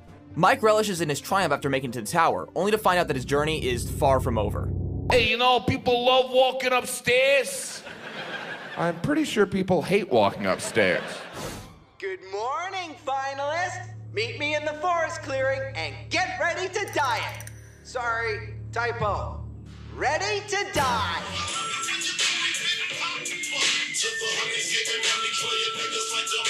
Thanks again for bringing me to the finale. I know things have been... I didn't do it for you. I did it for Mike. And you can drop the act. Oh, what a relief. Pretending to be that boring was really getting to me. I'll take boring Mike over evil Mal any day. Oh, Zoe, don't you get it yet? There's no longer a choice. Mike is gone, and he's never coming back. You would think the existential dilemma of Mike and Mal's battle for existence would be more interesting, but I'm just kinda, like, whatever about it. The whole build-up to this drama has been paced just badly. I'm tired of mincing words. This hasn't been enjoyable. Congratulations on making it to the finale. It's something you'll regret for the rest of your lives, which will likely be rather short since this final challenge is so vicious, so brutal, so savage that our lawyer said we had to change it. So you made it less dangerous? No, but we told them we did. High five. People gonna die. Yeah, those people. I know I'm not the first person to say this, but Chris has lost so much charm over the seasons. It seems that his only directive now is hurting the competitors and nothing else. Even his vanity is underplayed at this point. There was something infectious about him in the early seasons, and I think a big part of it came from the times we saw him soften up a bit or show some humanity. I mean, we don't need to have him cuddle Chef in every episode, but I think in the past it seemed like he would try and keep the show interesting in ways other than just you know, violence. I mean, there have been times where people who worked on the show expressed frustration with Chris McClane's flanderization. It's just not that interesting. Especially because this challenge really isn't even that deadly or over the top. It's probably not even in the top 5 most deadly challenges in the show so far. Chris displays a myriad of different weapons for the finalists to use. Mal chooses the meatball cannon and Zoe chooses her bow and arrow, and the two are tasked with popping balloons filled with former contestants this season, including Duncan, even though he literally went to jail. The balloons are also filled with Owen's bean-induced farts, and man, even when he's farting up a storm, he is one hell of a sight for sore eyes. I missed him so much, man. Anyway, the campers are tasked with popping as many balloons as they can for 30 seconds, and any of the former contestants freed from their fart-filled prison will help their savior in the final challenge. Zoe manages to free Cameron and Gwen, and Mal frees Heather and Alejandro. I've never minded the character favoritism in the show too much, but it is funny that everyone popped through this apparently random method happened to be both a finalist from a previous season and also a character who is well acquainted with at least one other person on their team. Time's up! Oh, intern! Go collect the helpers, please.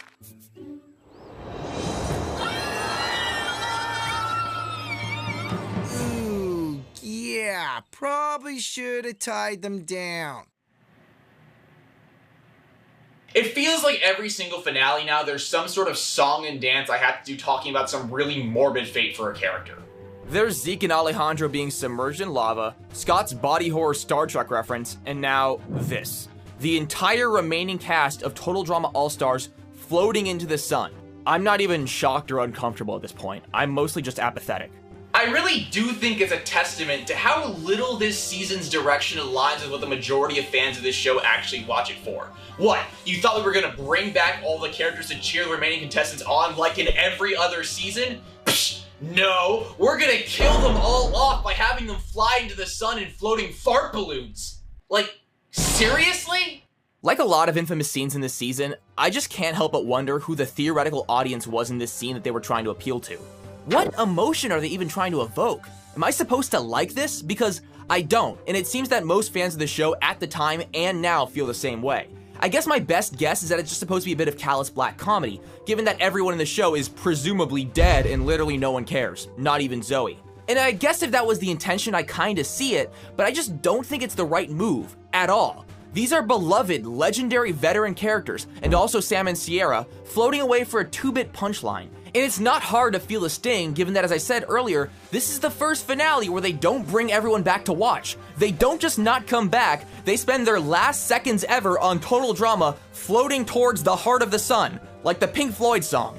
This is a really bad habit they spiraled into, at least in my opinion. Even World Tour, a season I love a lot, still has this need to torture its characters and treat them as expendable. They're not stopping here, but at this point, it's not even done as some sort of theoretical comeuppance for a character. It's just, hey, what if we kill off our entire cast? I should probably clarify to you that at least according to the creators, no one technically died. All the balloons popped and they just fell into the lake unharmed. Or at least, that's what I'm told based on Reddit threads. I can't actually find any primary source on it. So it might just be another viral internet rumor like Lashana getting voted out because her voice actress was busy. How do people believe that? That's not how animated TV shows get produced. Though honestly, and this is just speculation to be fair, I think someone important probably did say something to that effect because of how unpopular this bit is. I remember hating it when I first saw it, and I know I wasn't alone. I see it as pretty likely that it was said somewhere, but the interview or blog post where it happened is lost because a lot of those old avenues of communication haven't been preserved well. Either way, Terry McUrin has at least stated that no one in the show has canonically died as of the reboot, so whether they said it back then or not isn't super relevant. Every Total Drama competitor so far is still alive, at least according to Terry. Except for Biro. It's a shame he died. Andrew Ultra, did the characters canonically die when they were flown into the sun? No comment, talk to my lawyer. Really? I'm busy, clearly, alright? I can't... But like the creators, regardless of what one considers to be canon or not, it's not much of a surprise that so many people get the impression that this was lethal. This is literally the last time we ever see them not in a preschool alternate universe, and the episode has a running gag where the lawyers call Chris and scream at him for being so reckless. They didn't even bother with that when Alejandro got burned alive in lava. Where the hell were they then? Chris gives a rundown regarding the whole helper role to the non-balloon victims and makes a special point that they can only help their finalists win and they have no chance of winning themselves. I assumed that was obvious. He kind of says that expecting Heather to start whining about it, but surprisingly, she doesn't. He screams at her through the loudspeaker thinking she can't hear him, but she can. She's just okay with it. Alejandro and I are fine with the rules. Oh no! Are you two dating? We don't want the money. The money was getting in the way of our happiness. Once we were eliminated, we could finally be together. And together, we are happy. That's what I was gonna say. I knew you were going to say that. I knew you knew. No, you hang up. No, you hang up. No, you hang up. Out! Get out! That is the most disgusting thing that has ever happened in there. Frankly, I would much rather watch Heather and Alejandro baby talk each other for 20 minutes than anything this episode has in store. It would run thin, but still, it beats this Mal shit. This season, I decided to come up with something really special. Yeah, special for the both of you. Say hello to the final challenge of Total Drama All-Stars. The Moats of Doom! That's it? That's the setting of the final challenge? It looks like a birthday cake, or a Mario 64 level. Seriously, tell me that doesn't look like Whomp's Fortress. Well, actually, comparing this to Whomp's Fortress is insulting, because Whomp's Fortress is a delightful romp through platforming perfection with a myriad of unique challenges and aesthetics. This is just 3 moats of lava, toxic waste, and shark-infested water. It's literally just insert challenge here material. I guess they also have to dodge Chef's meatballs at the top as they try and pull out a sword. Honestly, not helping their case. I'm totally kicking this episode while it's already down, but I also have to say, it's a bit sad how much this episode keeps on posturing about how deadly and over the top this challenge is, when it's just not. The constant confessionals about how crazy this is leads me to feel like this episode is trying to compensate for itself. Zoe tells her helpers to go easy on Mal because she doesn't want to hurt Mike, but Cameron admits he has little faith that Mike can actually be saved and thinks he might be gone forever. Idiot. What are you, stupid, Cameron? You don't have magical cameras that can show you the inner workings of Mike's subconscious? Dummy. I guess you don't got the know to know, you know? Zoe cries about the fact that the love of her life might be gone forever for like 2 seconds, and just wipes off and immediately gets over it, because even though Zoe and Mike's arc seems like the only thing Fresh TV had any interest in developing this season, they still can't commit to any emotionally driven tone for more than a few seconds. Anyway, the challenge finally begins with the 2 finalists attempting to cross the moat of toxic waste. Zoe makes it across after Cameron recommends she and Gwen cross using his bubble. Mal tries to throw Heather in and use her as a raft, literally, that's his plan, but Alejandro saves her life by offering him a long bamboo stick or something to use as a pole vault. Alejandro and Heather ask him how they're supposed to get across, but he just tells them to figure something out. Because he's a jerk. Luckily, they just canoe across through a hollowed out log. It's so romantic, even with Heather's RBF. With both of the finalists now on the 2nd level of the gigantic birthday cake, we take another trip into Mike's inner psyche, just in time for the gang to arrive at the top of the tower. Oh, come on! We came all the way up here for a lousy button? It's a reset button, you ninny. What? What does it do? Resets your noggin. Push it, then poof, you're just you again. Just Mike. Whoa, whoa, whoa, whoa, Chester! What happens to us? Yeah, what happens to you guys? What part of poof don't you understand? Oh, that's not... Oh. This is about to go way above my pay grade. Mal makes his way towards Cameron and Gwen and throws them down a level, and although he is physically assaulting them, you have to give him credit for not throwing them in the lava. You would think based on how cartoonishly evil he is, he would try to do that. Fortunately, the helpers buy Zoe just enough time to run over the lava before the ladder completely disintegrates. You gotta give Gwen and Cam props for this, because seriously, what's in it for them? I mean, Zoe's nice, but I'm not gonna risk being thrown into a pit of lava so someone else could win money. Gwen and Cam are honestly ride or die. Mal is quick to pursue Zoe and jumps over the moat of lava with a pogo stick and lands right on her as they fall into the water. He's straight up trying to drown her. He pushes her down as she tries to hold in her breath until something happens and he stops in his tracks. Or his splash. I don't know how to adjust that idiom for water. We zoom into Mike's head again with Mal now trapped inside of the whole subconscious pocket dimension or whatever. Huh? Impossible. Where's my tower? It's gone, Mal. It's gone for good. No. How did you do this? The 5 of us did something you would never do. I just can't. If pushing this button is gonna get rid of you guys, then I won't do it. Hey, yo. Don't think of it as getting rid of us for good. We'll all still be a part of you in a way. ist versit to stop Mal. All right, ladies, enough of your blubbering. Let's do this already. Thank you, guys. Thank you. I'm not ready for this. I'm not ready for this. You.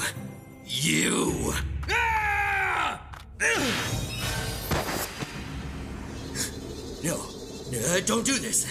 No one will ever cross you with me in charge. I'm a part of you. Yep, a part of me that I don't need anymore. Goodbye, Mal. No, it's my time!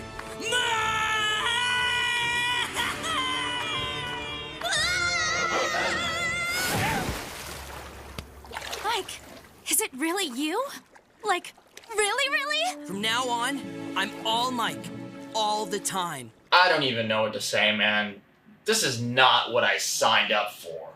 I just wanted to talk about cartoons. And, unless I'm really, really washed, at least a couple 100,000 people are going to watch this video, so what the hell am I supposed to say? Okay, excuse my little pity party, but yeah, this is a heavy topic. For those of you uninitiated to 11 years worth of total drama community discourse, this scene is infamous for a hell of a lot of reasons. I mean, for starters, shoot, this whole season-wide arc, ending with Mike pressing a button that fixes everything, is laughable from a writing perspective. Deus Ex Machina doesn't even begin to cover it. Ugh, there I go again with my made-up cartoon YouTuber words. How did I get here? Oh, I pressed a button, lol. Fuck it, I guess you'll win. You spent this entire season building up Mal as a villain, but in the end, it was pretty simple to take care of him. He's literally about to drown Zoe, but just in the nick of time, Mike and his 4 other personalities press a button that just resets his brain, and everyone but him disappears. He also inherits all of their special abilities like he's on New Game Plus. Or, well, it's really just Svetlana's acrobatics. At face value, it seems lazy, and I struggle to think that there's much more to it. I've heard people try to find some genius in it online by saying that the entire thing is some sort of allegory for Mike accepting himself or something, but I've never really bought it. This show has never been much for subtext, and I think a lot of the fans want to fill in the gaps of their own headcanons and interpretations because this whole arc has the potential to have a lot more to it. I certainly am partial to theories like the idea that Mal was created as some sort of psychological defense mechanism for Mike, but based on how this whole thing was handled, my impression is that the author's intent for having him as a character is just for the novelty of evil Mike as a figure within the show's plot and nothing else. But listen, the reason I'm suddenly really serious and uncomfortable isn't because this scene is kind of stupid and anticlimactic from a writing perspective. I mean, it is, but that's not why I'm suddenly all tense. The reason I'm tense is that this scene has gotten a fair share of criticism by fans for its portrayal of dissociative identity disorder, specifically the whole point about Mike resetting his brain and almost instantaneously losing all of his alters. Pretty much everyone I've seen talk about it says it's an unrealistic portrayal of the subject matter, but I've also seen quite a few folks say it's straight up harmful, with varying degrees of intensity. And I'm gonna be honest with you all, I really don't know how to approach this, especially because DID is such a complicated topic, and approaching it in the realm of pop culture is an endeavor that could add several more hours to this video if I wanted it to. That's a big part of what makes this subject matter kind of hard to talk about, because there's a long history of fictionalized depictions of dissociative identity disorder in pop culture. And unfortunately, it appears that most people's ideas of what DID actually is based on these things instead of, like, real life. By the way, I'm not an exception. I mean, sure, I can read Wikipedia articles about it, but if I decided to start lecturing you guys about DID and how much of a moral failure it was for Fresh TV to depict a person with a mental disorder instantly recovering from said mental disorder by, resetting their brain, it would feel disingenuous to me. I mean, for one, it was over a decade ago when there was much less awareness about DID as a real thing, and it seems that nowadays, key individuals regret the way Mike was handled. But also, I don't know anything about this. I am not a psychologist. I also don't have DID, and I don't closely know anyone who does. I do not feel like I am someone worth listening to regarding this as an issue, and the only thing I can comfortably give as advice are vague platitudes. Some of you might say I still should take a strong stance on this reset button plot point, specifically because of how abrupt and simplistic it is about such heavy subject matter, and at least from my layman's perspective, it seems that this probably is a harmful representation of DID. However, saying that leads me to a whole new question. If Season 5 Mike is harmful representation, then what about Season 4 Mike? Was that harmful? If we look outside of Total Drama, it opens up a whole world of questions I can't comfortably answer. Was Xenogears harmful representation?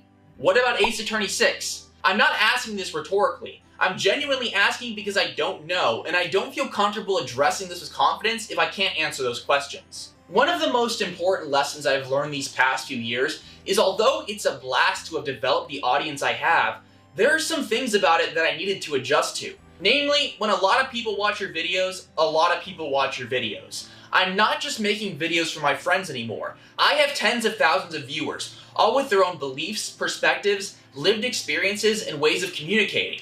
Some of you watching this know more about Total Drama than I do, while some of you have never even seen the show. Some of you look up to me and take what I say incredibly seriously, and some of you, well, not so much. I have some major pull, at least in this small section of the animation community, and despite what you might think, that's not something I take lightly. I don't really feel comfortable speaking firmly on sensitive issues such as this, because I don't think I have any good answers to a lot of good questions surrounding this topic.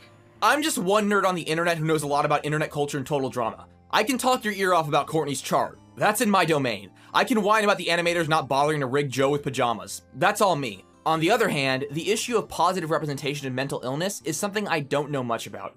And Lord knows we already have enough people in this world talking about stuff they don't know much about. That's not to say you shouldn't try to learn. You definitely should, and I encourage you to do your own research about DID, and listen to the perspectives of people more equipped to address these questions. There are absolutely conversations to be had. I just don't know if I'm really the person to do it. I know that was a drawn-out way of saying that I don't feel comfortable talking about this, but I hope I'm making sense, and I don't want to downplay the importance of these conversations. I just think it's outside of my area of expertise. Mike reunites with Zoe and they finally have their first on-screen kiss. Apparently. I assumed it had happened by now, but every single time they got close, they were interrupted by some other character's nonsense. Yeah, we can fast-track Cameron kissing Courtney in one episode, but our key couple for the last 2 seasons? We had to make you wait. Love is a fine, fine thing. That's it! This is the finale! It's about pain and betrayal! And pain! Not hugs and kissing! Pain!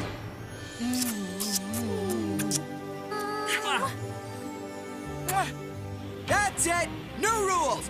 Anyone who gets the sword out of the stone wins the $1 million! Anyone? Oh no, you don't! Oh boy.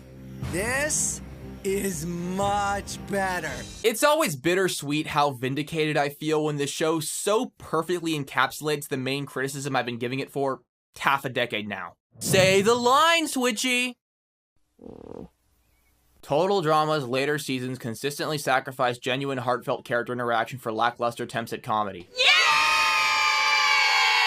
I mean, to be fair, there are a lot worse long-term examples of this than this scene, but it really just serves as a reminder of how little this era of the show ever wants to try and make you feel anything sentimental, that they have to turn it into a joke about how the characters are making the show worse by liking each other. This spiral really started in World Tour, but it was forgivable for me back then because I found that season hilarious. But starting in season 4, the dialogue has just been getting less and less sharp, and at this point, I rarely find it reaching even the bare minimum. Wakey, wakey! Nothing. So they're sacrificing sentimentality for comedy that just isn't doing anything, at least for me. I guess for the folks who really like this season's sense of humor, the mileage varies. To this season's credit, the consequences of Chris changing the rules aren't bad. Gwen and Cameron are super happy for Mike and Zoe and don't feel the need to let the lure of the money get in the way with that. Heather and Al immediately drop their heart-throbbing love for each other, but honestly, I think that suits them. There's something endearing to me about how they're desperately in love with each other but still see each other as adversaries. It's a very good dynamic. I'm sorry, I don't care if it's vanilla. I love enemies to lovers. I love enemies to lovers, and none of you can stop me. I think honestly the whole anyone can win the million thing was just tacked on to add a teeny bit of drama since now that Mal's gone, well, Mike and Zoe are good sports about this whole thing and are probably going to split the money to some extent. Either way, Heather and Al are really only in the equation for like 2 shots, and after that the attention is pretty much entirely on Mike and Zoe. Well, maybe not only Mike and Zoe.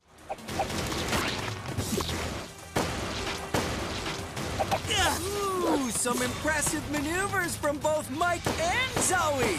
and unimpressive shooting from Chef.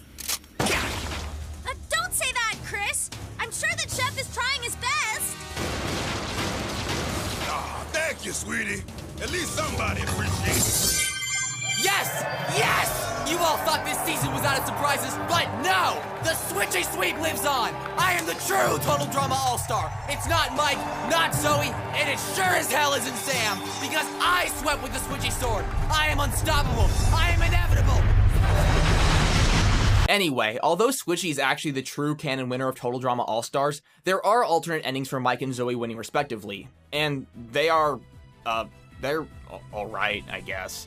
I guess the best way to put it is that I vividly remember who I saw win each season live on TV for seasons 1, 2, 3, and 4. But for All-Stars, I had to genuinely double check. It was Mike, at least for the original Cartoon Network broadcast in the land of hot dogs and jet planes. I totally forgot though. I think it's honestly because, well, one, admittedly, I didn't care much when I was watching at that point, but also, like, they are so similar that you blink and you miss it.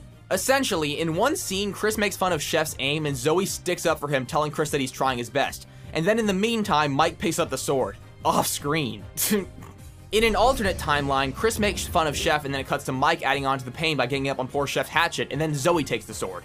At least it was on screen this time. After that though, it's almost exactly the same, at least from what I can tell. I guess the blocking is slightly different in the few shots they have to do it in, but those are pretty rare. In previous seasons, we'd have longer conversations involving the results of the game, but not here at all. It is cut and dry. We don't even see Mike or Zoe touch the case. You can even see how in the bonus clip they placed the $1 million right between the two of them so it could work in both endings. It's a bit cheap, but given that Mike and Zoe are dating and will likely share the prize money regardless, it at least makes sense. I mean, it's cutting corners, but this season cuts so many corners it might as well be a circle. And getting pissed at it over this would be akin to getting pissed at John Wayne Gacy for going 10 above the speed limit. Anyway, Cameron congratulates the respective winner, and Chris McLean has the producers on the phone, and they were so happy with the finale that they're going to fast-track the following season with an all-new cast. They were just so happy. They saw the Total Drama All-Stars finale, and were thrilled enough to instantly order a new season. Seriously, that was probably the worst time in the show's history to pat themselves on the back like that. Immediately after announcing Pacateo Island, oh boy, I'm sure we're all thrilled, the island begins to start shaking and steam erupts from the stone that the Excalibur thing had been taken out of. It's revealed that Chef created the insert total drama obstacles here with a fracking machine, and doing something like that on an island this small will cause it to sink. And sink it does, and we get a surprisingly ambitious sequence of the island falling apart with some Mozart playing in the background. And I gotta say, the fact that this season, which has derailed so many arcs, ruined so many relationships, and presumably just killed off most of its cast, ends with the complete, utter destruction of the show's original historic setting, well, I guess you can find something poetic in that. But only with 11 years of retrospect, really. I was pissed off when this happened. A lot of people were pissed off. This is a small note, but the fact that they do a better job at ensuring the canon safety of the interns and the most popular members of their legacy cast, and also Sam and Sierra, is fascinating. That anyone even thought it was a good idea blows my mind. That's how they finish off the first two generations, with the island completely destroyed, all but 6 of the former contestants flown into the sun, and the show somehow has the gall to pat itself on the back. Can you see why people hated this finale so much? I just don't understand what this season's obsession with attempting this kind of no-hugging, no-learning style of humor is. Attempting is a big word though, because it almost never hits me, and it certainly didn't back then.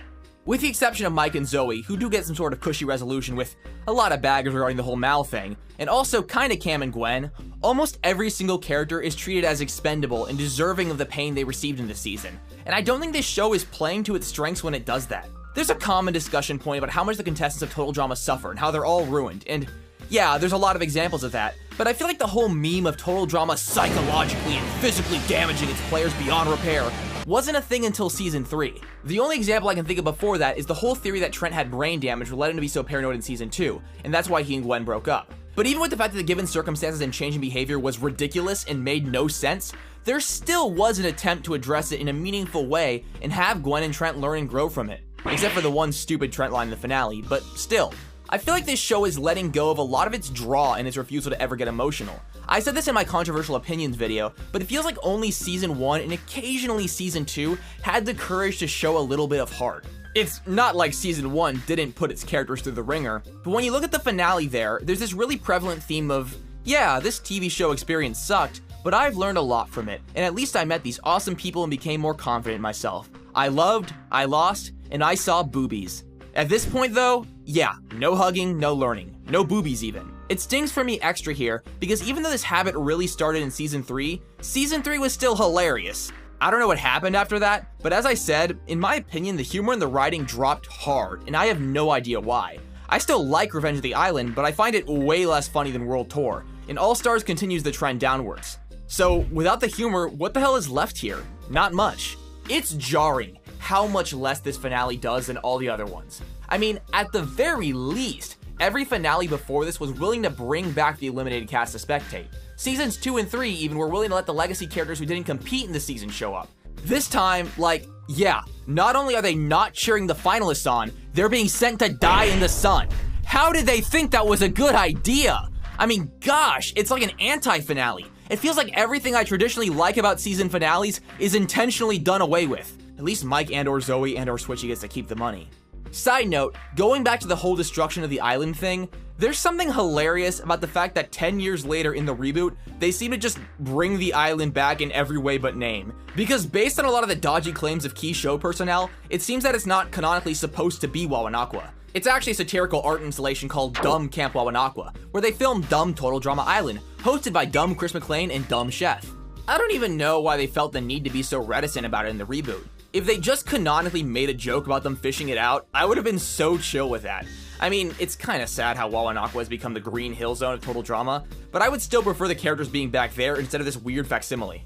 I know I'm jumping all over the place right now, but you guys have to understand how critical this episode is in the sphere of total drama discussion. I don't think it's as bad as Sunday Muddy Sunday, and in fact, I actually enjoyed some small bits and pieces, usually having to do with Heather and Alejandro.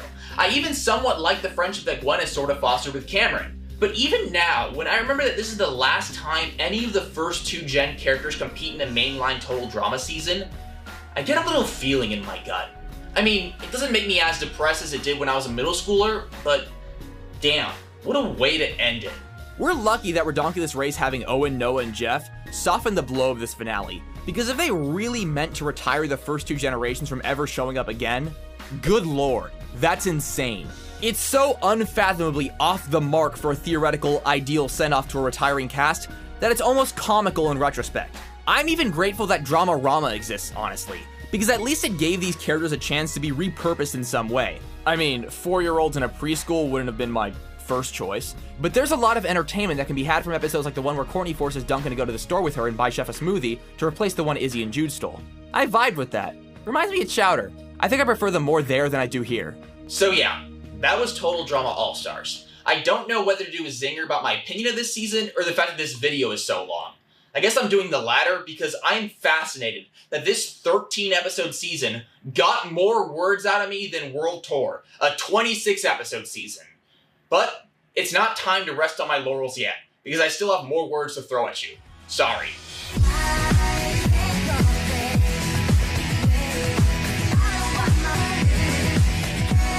I think a lot of the initial fan reaction total drama seasons get when they've just come out tends to be overwhelmed by what a season should have been in the eye of the beholder, and I'm relearning that lesson with the recent reboot. It seems like a lot of discussion with Season 2 especially was more focused on the story they could have told as opposed to the story they actually told. I'm not an exception to that, by the way, and I'm not even saying it's necessarily a bad thing. There's a lot of enjoyment that can be had by exploring the stories a show like this can tell, and the fact that doing it is so popular goes to show how dedicated fans of this show really are. Still though, I think it's important when looking at this show critically to look past what you wish it would do and pay attention to what you like and dislike about what it actually did do. When I was a kid, I had a low opinion of Revenge of the Island, and it was literally just because I wanted more of the original cast. Also because I think it was a bit less funny, but most of my bitter 11-year-old rage was because my favorite characters had been replaced. After all, if we're not having a season that brings back Duncan and Courtney and has them get back together and get married, then count me out. Because of that, I never really engaged with the season thoughtfully, and I wasn't able to approach it for what it was. This pattern repeated itself thoroughly for All-Stars and Pacateo Island, and it wasn't until Redonkulous Race where I think I was truly over the whole total drama Gen 1 has fallen mindset. Fortunately, I think as I've rewatched this show over and over as the years have gone by, I've been able to cast aside my disappointments and approach the seasons more honestly. I'm delighted I did that, because I think so far I've given each part of this show I've reviewed a fair shake. And I don't know for sure how I've come off for this video, but I genuinely think I was fair to this season as well, even with my stupid online complainer potshots. Too lazy to give Joe pajamas? What the fuck were they thinking? Fresh TV? More like fuck TV. Altogether, after several rewatches and a lot of time writing, I found myself thinking this season isn't as bad as I used to give it credit for. Actually, it's worse. It's like a good bit worse. I honestly wasn't expecting this. In fact, in the initial notes I took for this video while also writing the Revenge of the Island video back in 2022, I wrote down the opposite. But since then, no, it's changed. I think I like this season less so than when I first started writing this video, and that means it's the first of the show's seasons I reviewed to actually make me feel this way. Talking about previous seasons of the show in so much detail for these videos, up until now, has honestly made me love each one more. Island, Action, World Tour, and especially Revenge. The more I've watched them, the more I've grown to appreciate them. This season has broken that streak, because unlike the previous ones where I found new bits and pieces to enjoy, rewatching this season has only made me even more aware of all of its fatal flaws. I hate being so dramatic, but it genuinely feels like the more I look, the more ways I see this season screw up. It's fascinating how thorough it is. The continuity errors, the derailments, the writing, it always feels like I find another way it screws the pooch. Let's just call it All-Stars Law. What can go wrong in All-Stars will go wrong in All-Stars. Character derailment is not new to this show, as much as I hate to admit it, but I've never seen so many derailments in a season that don't even really have a purpose. It's baffling to watch. I mean, sure, Courtney, Duncan, yada yada, but even the characters who by all measures shouldn't be much worse off get seriously bogged down because of my least favorite total drama villain thus far, Mal. Characters like Zoe and Cameron are pretty good most of the time, but because of Herobrine over here, they have to be totally neutered whenever the plot needs him to stay in the game. His dominance of the competition almost always comes at the cost of the written competency of the characters around him. He's not a good liar or manipulator. He's a generic bad guy character with no real motive or charisma that has to be consistently overpowered and repeatedly thrown bones to have the success he did. They try to treat him as a similar threat level to Alejandro, in fact even higher, but because of his lack of focus and goofy plot armor, it doesn't work. Now, I'm not gonna say Season 3 Alejandro didn't have plot armor and his uncharacteristic prowess in pretty much every category, but even the more extreme examples of his villainy worked for me because at least they were justified by his silver tongue and great charm. He earned his speech checks. There's a benefit of the doubt I can give this show, even with his ability to woo Lashana. Mal doesn't have any of that, not any that I can see. He's always making obvious lies and stupid decisions that don't do anything to serve him or his motives. That's part of the problem too. He doesn't even really have any clear motives, other than destroying Mike, I guess. But I fail to see how breaking Cameron's glasses or Sam's video game console justifies it. Part of me thinks that they wrote him as so non-convincing, so it'd be simple for the audience to be able to tell when it's Mal talking and when it's Mike talking, but I think honestly the bags under his eyes are more than enough of a visual cue. After all, people with bags under their eyes are almost always evil. Knowing that will save you a lot of pain, guys. Instead, though, he's constantly up to no good, and not even really trying to keep the act up, but his best friends are totally oblivious to it. The entirety of Mal's character being seen as an evil genius has to come from characters being stupid, and him just being a generic good-at-everything character when it comes to any physical challenge in his way. It certainly doesn't make his climb to the final two much of a spectacle. I think one of the things that consistently baffles me about this season is that it feels like everyone comes out of it unsatisfied. Seriously, who wins here? Character derailment and forced drama is not new to this show, but in the past I feel like there was always some theoretical end being worked towards that might be a win to some part of the community somewhere. Courtney being characterized as more and more neurotic and controlling was clearly meant to justify Duncan wanting to dump her for Gwen. I have a lot of opinions on that, but I see the vision, or get what they're going for. I can see why someone would write that. What I don't get is all the chaos that happened with the love triangle this time around. That is some of the most absurd decision making I have ever seen. If the season had stopped at episode 10 or so, I would understand it on some level. Duncan gets shafted and sent back to the doghouse in order to bring Gwen and Courtney together, as having dated the same guy and realizing they let him get in the way of each other's friendship. Once again, I wouldn't be the biggest fan of that, but that arc would have at least led to rekindling one of the most popular character friendships in the show's history. But then they throw it away. Throw it away is an understatement, and I'm just left wondering why. All we wanted was Platonic Glunkin to come together and all of them be friends and frolic in a field. It's so simple. The friendship trio from Revenge of the Island is genuinely the only group of characters that I feel like anyone at Fresh TV actually tried to improve upon this season. And listen, I like them. Mike, Cam, and Zoe were pretty good last season, but as I said, I think even these characters leave a lot to be desired, because of how nerfed they have to be for Mal to actually do anything. So I find them more often than not just frustrating to watch. Also, Cameron has to deal with Sierra. It's like every which way. This season just never fails to let me down. I also can't get over how small this season is in its scope on so many levels. The 13 episode limit is one thing, and as I said with Revenge, it does not do the show any favors. Every plot point is fast-tracked and in your face, and we never get the time to feel invested in the world this season tries to create. It's so easy to forget that this is somehow supposed to be an all-star season. It doesn't feel like an actual celebration of the show and its history. In fact, it feels like the opposite, with the amount of legacy characters who get flanderized, watered down, nerfed, or completely assassinated. It's a doubling down on all the things I personally disliked about the last few seasons. Even my favorite episodes of the season, most of which are in the first half, still feel pretty unambitious and not very inspired. I mean, I'll take lackluster over Sunday Muddy Sunday, but it is worth saying. The season starts out okay enough. I mean, I think it's not particularly funny, but I don't see it as super far off compared to Revenge of the Island. It's really the second half where the character arcs start meeting their conclusions that shit hits the fan. By the last 3 episodes, it feels like they just threw the towel in. I don't know what happened at that point. Courtney pulled out a chart, and the rest is history. The writing as a whole, even in the episodes I like, is also just a lot less clever than it used to be. I know I'm saying this for like the 4th time, but this is a long video. You can feel it a lot with the Season 1 superstars, because even when they're not being totally derailed, they have a striking lack of personality, and the vast majority of jokes involving them are either very surface-level explorations of their character, or completely cartoonish, over-the-top subversions of it. A lot of style, not a lot of substance. Actually, not even much style in the first place. There are a lot of shows with constant meticulous blink and you'll miss it gags and turns of phrases, and there's never anything like that in Total Drama's post-World Tour seasons. I've never been, like, dazzled with any of the dialogue here, even as a theoretically dazzleable kid. I think this really started in Revenge, but it gets worse here and reaches critical mass, for me, in Pocket Tail. At best, it's a bit bland, and at worst, well, yeah, as I said, Vomit Sunday Chart Mal. Also, is it just me, or is this season really visually unimpressive? There is just not much going on screen most of the time. Even less so than the first season of the show, because although Season 1 was often simpler and less mature in its visual direction than what would follow, it was still a lot more focused in its scope, and it definitely was more adventurous with its camera work than what is done here. There were way more creative shots and angles back then compared to All Stars, which is pretty much always a wide shot with the characters looking left or right, with a few head-level zoom-ins. I guess All Stars has the brain world. Whether that helps or hurts is your judgment to make. I have to wonder if they were like really shafted budget-wise for this season. To be transparent, I don't actually know how much money was pulled into the show, but it is striking how seasons like Action, Revenge, and especially World Tour would have the characters in new, lush environments in every new episode, while this season feels almost entirely made of old assets. They couldn't even give Joe pajamas! You can call it economical, and I guess you kind of have a point, but it's really jarring.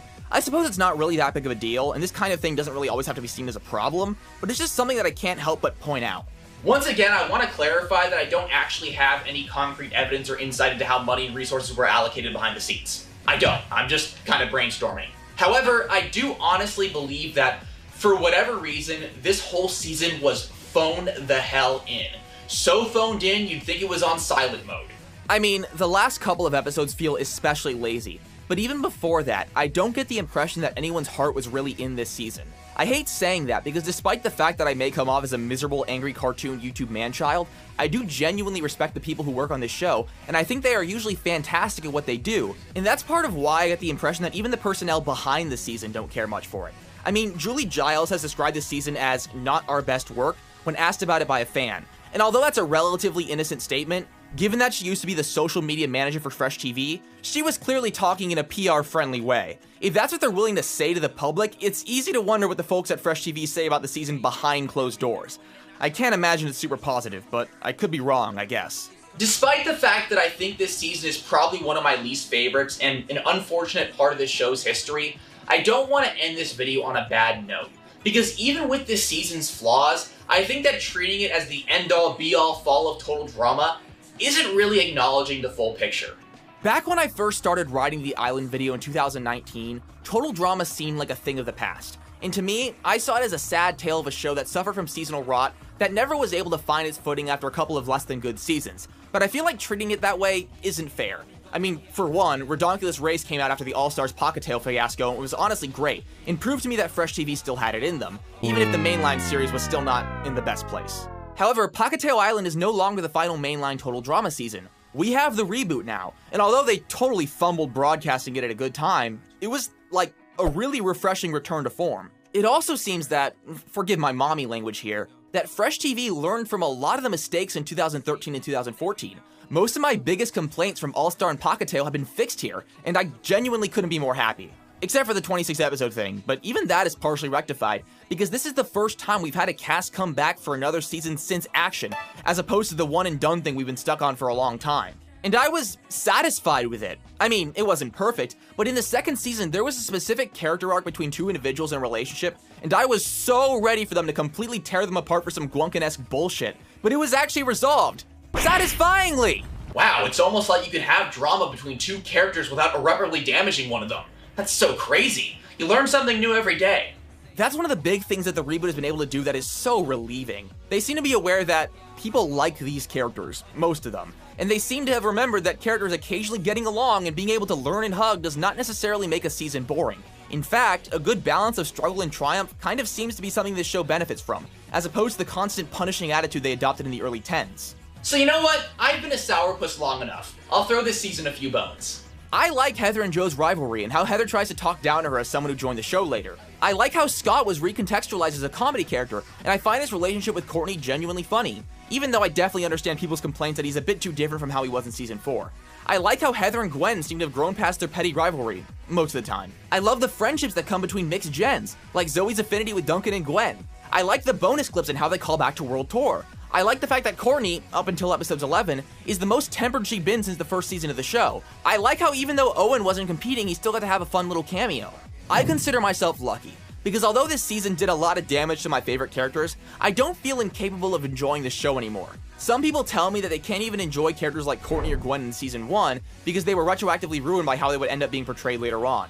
I've never felt that way, personally. I can still turn on Basic Straining right now and have the time of my life. I had a few people tell me they were dreading this video because they like All-Stars and in a couple cases consider it their favorite season. And you know what? To those people, have the hell at it. I personally don't see what you see, but I am glad that someone somewhere in this world looks on this season fondly. Before I wrap this video up, I want to thank all of you for sticking with me for so long. It means the world, especially those of you who actually enjoy this season, which is totally valid. It's definitely not one I like that much, but to each their own. And I commend you for sticking through my yapping for as long as you did. You're open-minded, and that's a good quality to have. I really want to thank all the people who helped me put this video together.